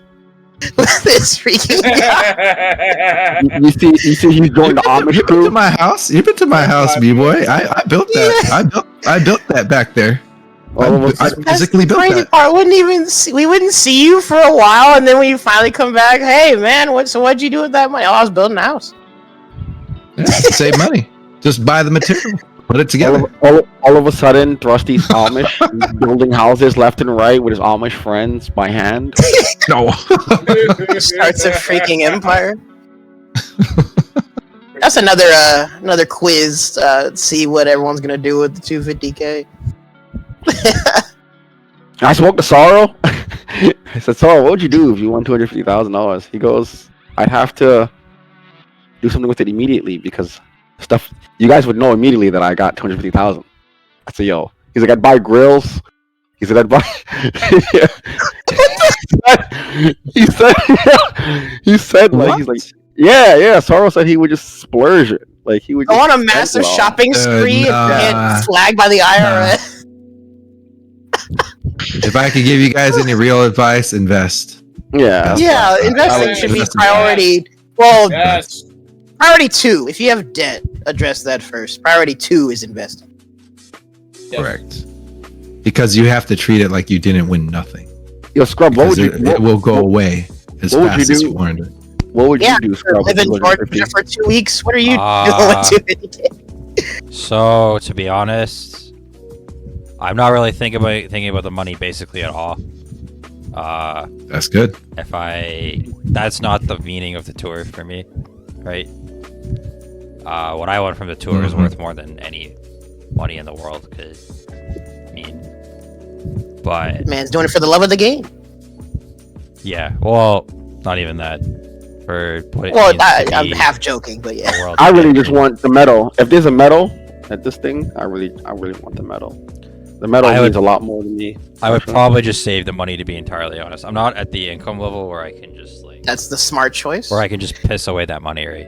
I need to save it for like a rainy day, like I get laid off again or something to that effect. So it would go into my savings like the rest of my money is. Go into my savings. Oh, okay. I do have to say something because that was a very scrub answer to say like, oh, I'm not thinking about the money or whatever. So real quick, I just googled the ending of Street Fighter 2 Ryu, and just hear this out real quick. As the award ceremony begins, the crowd can be heard whispering, "Where's the champion? Where's Scrub? Already seeking the next challenge. Ceremony means nothing to him. The fight is everything." That sounds like Scrub. Yo, real life Ryu. That's it. That's it. And you want to hear something crazy? In Street Fighter 6, Ryu is wealthy. Oh, good for him. Yeah. What Ken did was Ken put all his. So he's won tournaments, right, for like large amounts of money, and Ken put all his money into a bank card. And Ken was like, "Ryu, do you have? You can actually Google this. Ryu, do you have? Do you know how much money you have?" He doesn't know himself. He says, "You have enough money to never have to work a day in your life." Ryu is super wealthy in Street Fighter 6. Oh. He never spent. He's a minimalist. Yeah, he shouldn't. He didn't spend his money. He didn't spend anything. Yeah, he's learning how to use the phone. SNK is helping you with that. SNK is helping you with that. They're not giving you the prize money till like 3 months later. So he's a minimalist. Oh my god! So because Ryu's a minimalist, you're gonna forget you won it. Yeah, honestly, dude, winning 250K and then you forget about it. So I work at a tax firm, and one of the guys was like, because some of the people like watch my games and stuff. One particular person who is in the tax and stuff, He's like, you should really open up an LLC, right? It'll help you with taxes. He's like, if you win $250,000 or any of that money that's on the line, and taxes you're gonna owe a lot of money at the end of the year. Yeah. And then You have to know how to deal with it, you guys. You have to know how to deal with it. Yeah. I already owe Uncle Sam a whole bunch, like every year. So I think I might do that. I'm thinking about it. Invest in lottery scratchers. Honestly based. This is what happens when we're playing a freaking. You didn't have that money before, might as well. Oh, well, I am overdue for some casino trips. But this is what happens when we're playing a freaking boomer game and we're all middle-aged. Think about all the responsible things we have to do with this money. We gotta pay taxes. It's freaking great. Don't buy a jet. Don't buy it. What advice to give And don't to be the like general? Don't be like Sorrow and buy $10,000 grills. I don't know why he wants that so badly, but it is what it is. I want a Ferrari. Don't buy a jet, man. Oh no, I'll be responsible, but I can assure you, at least, actually, no, I'm not gonna put myself on blast. Some amount will go to leisurely activities. Let's say that. But You're gonna be the top gotcha streamer with all your pulls now. Yeah. It would take every fiber of my being to not be the craziest gotcha whale of all time. Yeah. This watch, I win, and Disordian is just gonna be staring at me from the corner of the room, shaking his head like a disappointed father because he knows where the money's gonna go. And you're just quietly on your phone, just tapping away. Now that I'm thinking about it, the Vegas lineup, the one that's in September, I think it is. I think that's going to be pretty stacked too. It's going to be wild. Yeah, it should be That is because if what I everybody didn't wants. I mean, it depends. It's the last one because before MCQ. Here's the thing. A lot of people can't take the time off, and I believe there are certain people that will go to that one, but only because there's one spot. People will most likely go and wait for the LCQ. Yeah. I won't say much. I swear to God, Disorder Unit, Healing Vision, and B-Boy, you guys better qualify in that one. One of you guys better. I'm making plans. Yeah, I should be going either way. How far is that from you guys? I mean, I know we don't know where it is, but it's possible. Drive-wise, right? 6 hours, but I'm flying again. It probably Oh, you didn't drive, B-Boy, this time? You actually flew? I flew. I usually with going to Vegas, I prefer to fly. It's a 6 hour flight for you, B-Boy? Really? Oh no, 6 hour drive, but flight is less than an hour. It's fine for me. It's fine for me unless I really want to drive fast. I can get there in 3 hours. But yes, oh my god! Oh, I don't do that. I don't do that anymore. I don't do that anymore. When I was going up there all the time for MMA fights, 3 hours was when I'd get there. 3 hours and 30 minutes. Yeah. No. That's too much. I usually fast. I want to drive to. I want to drive to Vegas if I stop in Barstow on the way. Like to see my grandma and them. But flying is just more convenient, as long as you're not really going to be going anywhere else too much. So I should be able to just fly again. A France flight is gonna kill me. Yeah, have fun with that, flight buddy. itself is crazy. You know what? You should really talk to the other guys though, so you can like house up with them, dude. Nah, I already got my hotel already. Oh, okay. Well, I mean, I just need to save more money. I'm housing with Jez Quell. Oh, okay, that's right. We found a cheap hotel, fairly decent, close by the venue, and then I'm flying into Paris. He's gonna be in London, but I'm flying into Paris. I'll take some pictures. Okay. Nice. I really wish that somebody had taken up the mantle and actually applied to run Samsho at UK, to tell you the truth. Oh, I mean at Evo. They Right. don't I mean, have open side game registration, so there's no like community Oh. games. Oh, that's why. Okay. Yeah. I was gonna say if Yeah, somebody And did. Valère said he wasn't going to do it for free. He says it's a hassle. Right? He actually was in the Discord with him, and he said already. He's like, I'm not doing it for free. He's like, unless I'm getting paid for it, no way am I going to log my streaming equipment over to Evo and do this for free. He's like, no way. Understandable, honestly. It's a lot to have to And it's not Yeah. He's like, and it's not a qualifier. He's like, it's probably not worth it.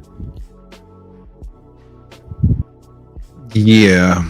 Because they had announced Nice is not Yeah. going to be a qualifier, so. And I don't blame him, right? If it's a hassle and he's not getting paid, then why do it? That's I mean- true. I know you guys do it because you guys love it, but and not to say that he doesn't love it, but some people would rather do it for money, honestly. Yeah, I guess that's it. Yeah. I understand.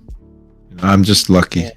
I'll just tell you, I'm lucky. You know, I was fortunate to be in this position in my life to turn down episodes of General Hospital. That show's never ending. You're gonna get more opportunities. Here. This guy's suffering from the success writing out is here. so good, so you know, hey, Writing's so good. I'm gonna go there and they're gonna be like, "Did you just talk?" No. They're gonna pull up the clip. That was another joke. One of the producers secretly loves Samsho. Yeah. Oh, man. Pretty sweet. Like, is this why you requested days off? No. All Asians No, look the that's- same. Don't worry about it. Oh my god. You guys are awful. Sorry, we're sorry. We're sorry. Well, I actually do need to go soon, but I'm just Did messing we- around, you guys. Yeah, no, I know. Of course. Did we cover everything of importance? I think we're just winding down into banter, bantering. right? Yeah, I think yeah. we're kind of closing out. So Yeah, Cool. right? How many beers have you had, Scrub? I had two. I'm trying not to go too hard before bed because. Oh, you gotta work tomorrow, right? Well, no, yeah, well, and it's just like. You work from home tomorrow, Scrub, or no? Yeah, I'm trying to fix my sleeping problems, right? So. I didn't- Good idea. Yeah, aren't you a lucky duck? The guy, the other engineer from my job, he's off this week, so I have to go into the office all week. It's gonna be rough. Oh, that sucks. Yeah, I got Mondays and Fridays off, but Nice. You have Mondays and Fridays all off or working? no, like work from home. Sorry, that's what I meant. Yeah, I my should probably look. work from You can home be days drunk are then. It's fine. my work from home days are Thursdays and Fridays. Right, I'll open up one right now. I work 26 Saturday. Actually, I'm checking work right now.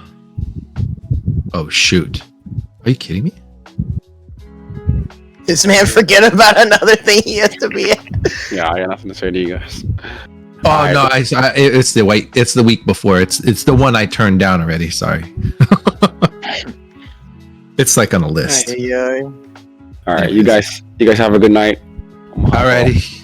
Alrighty, Everybody guys. signing off. Thank you for joining us for another amazing episode.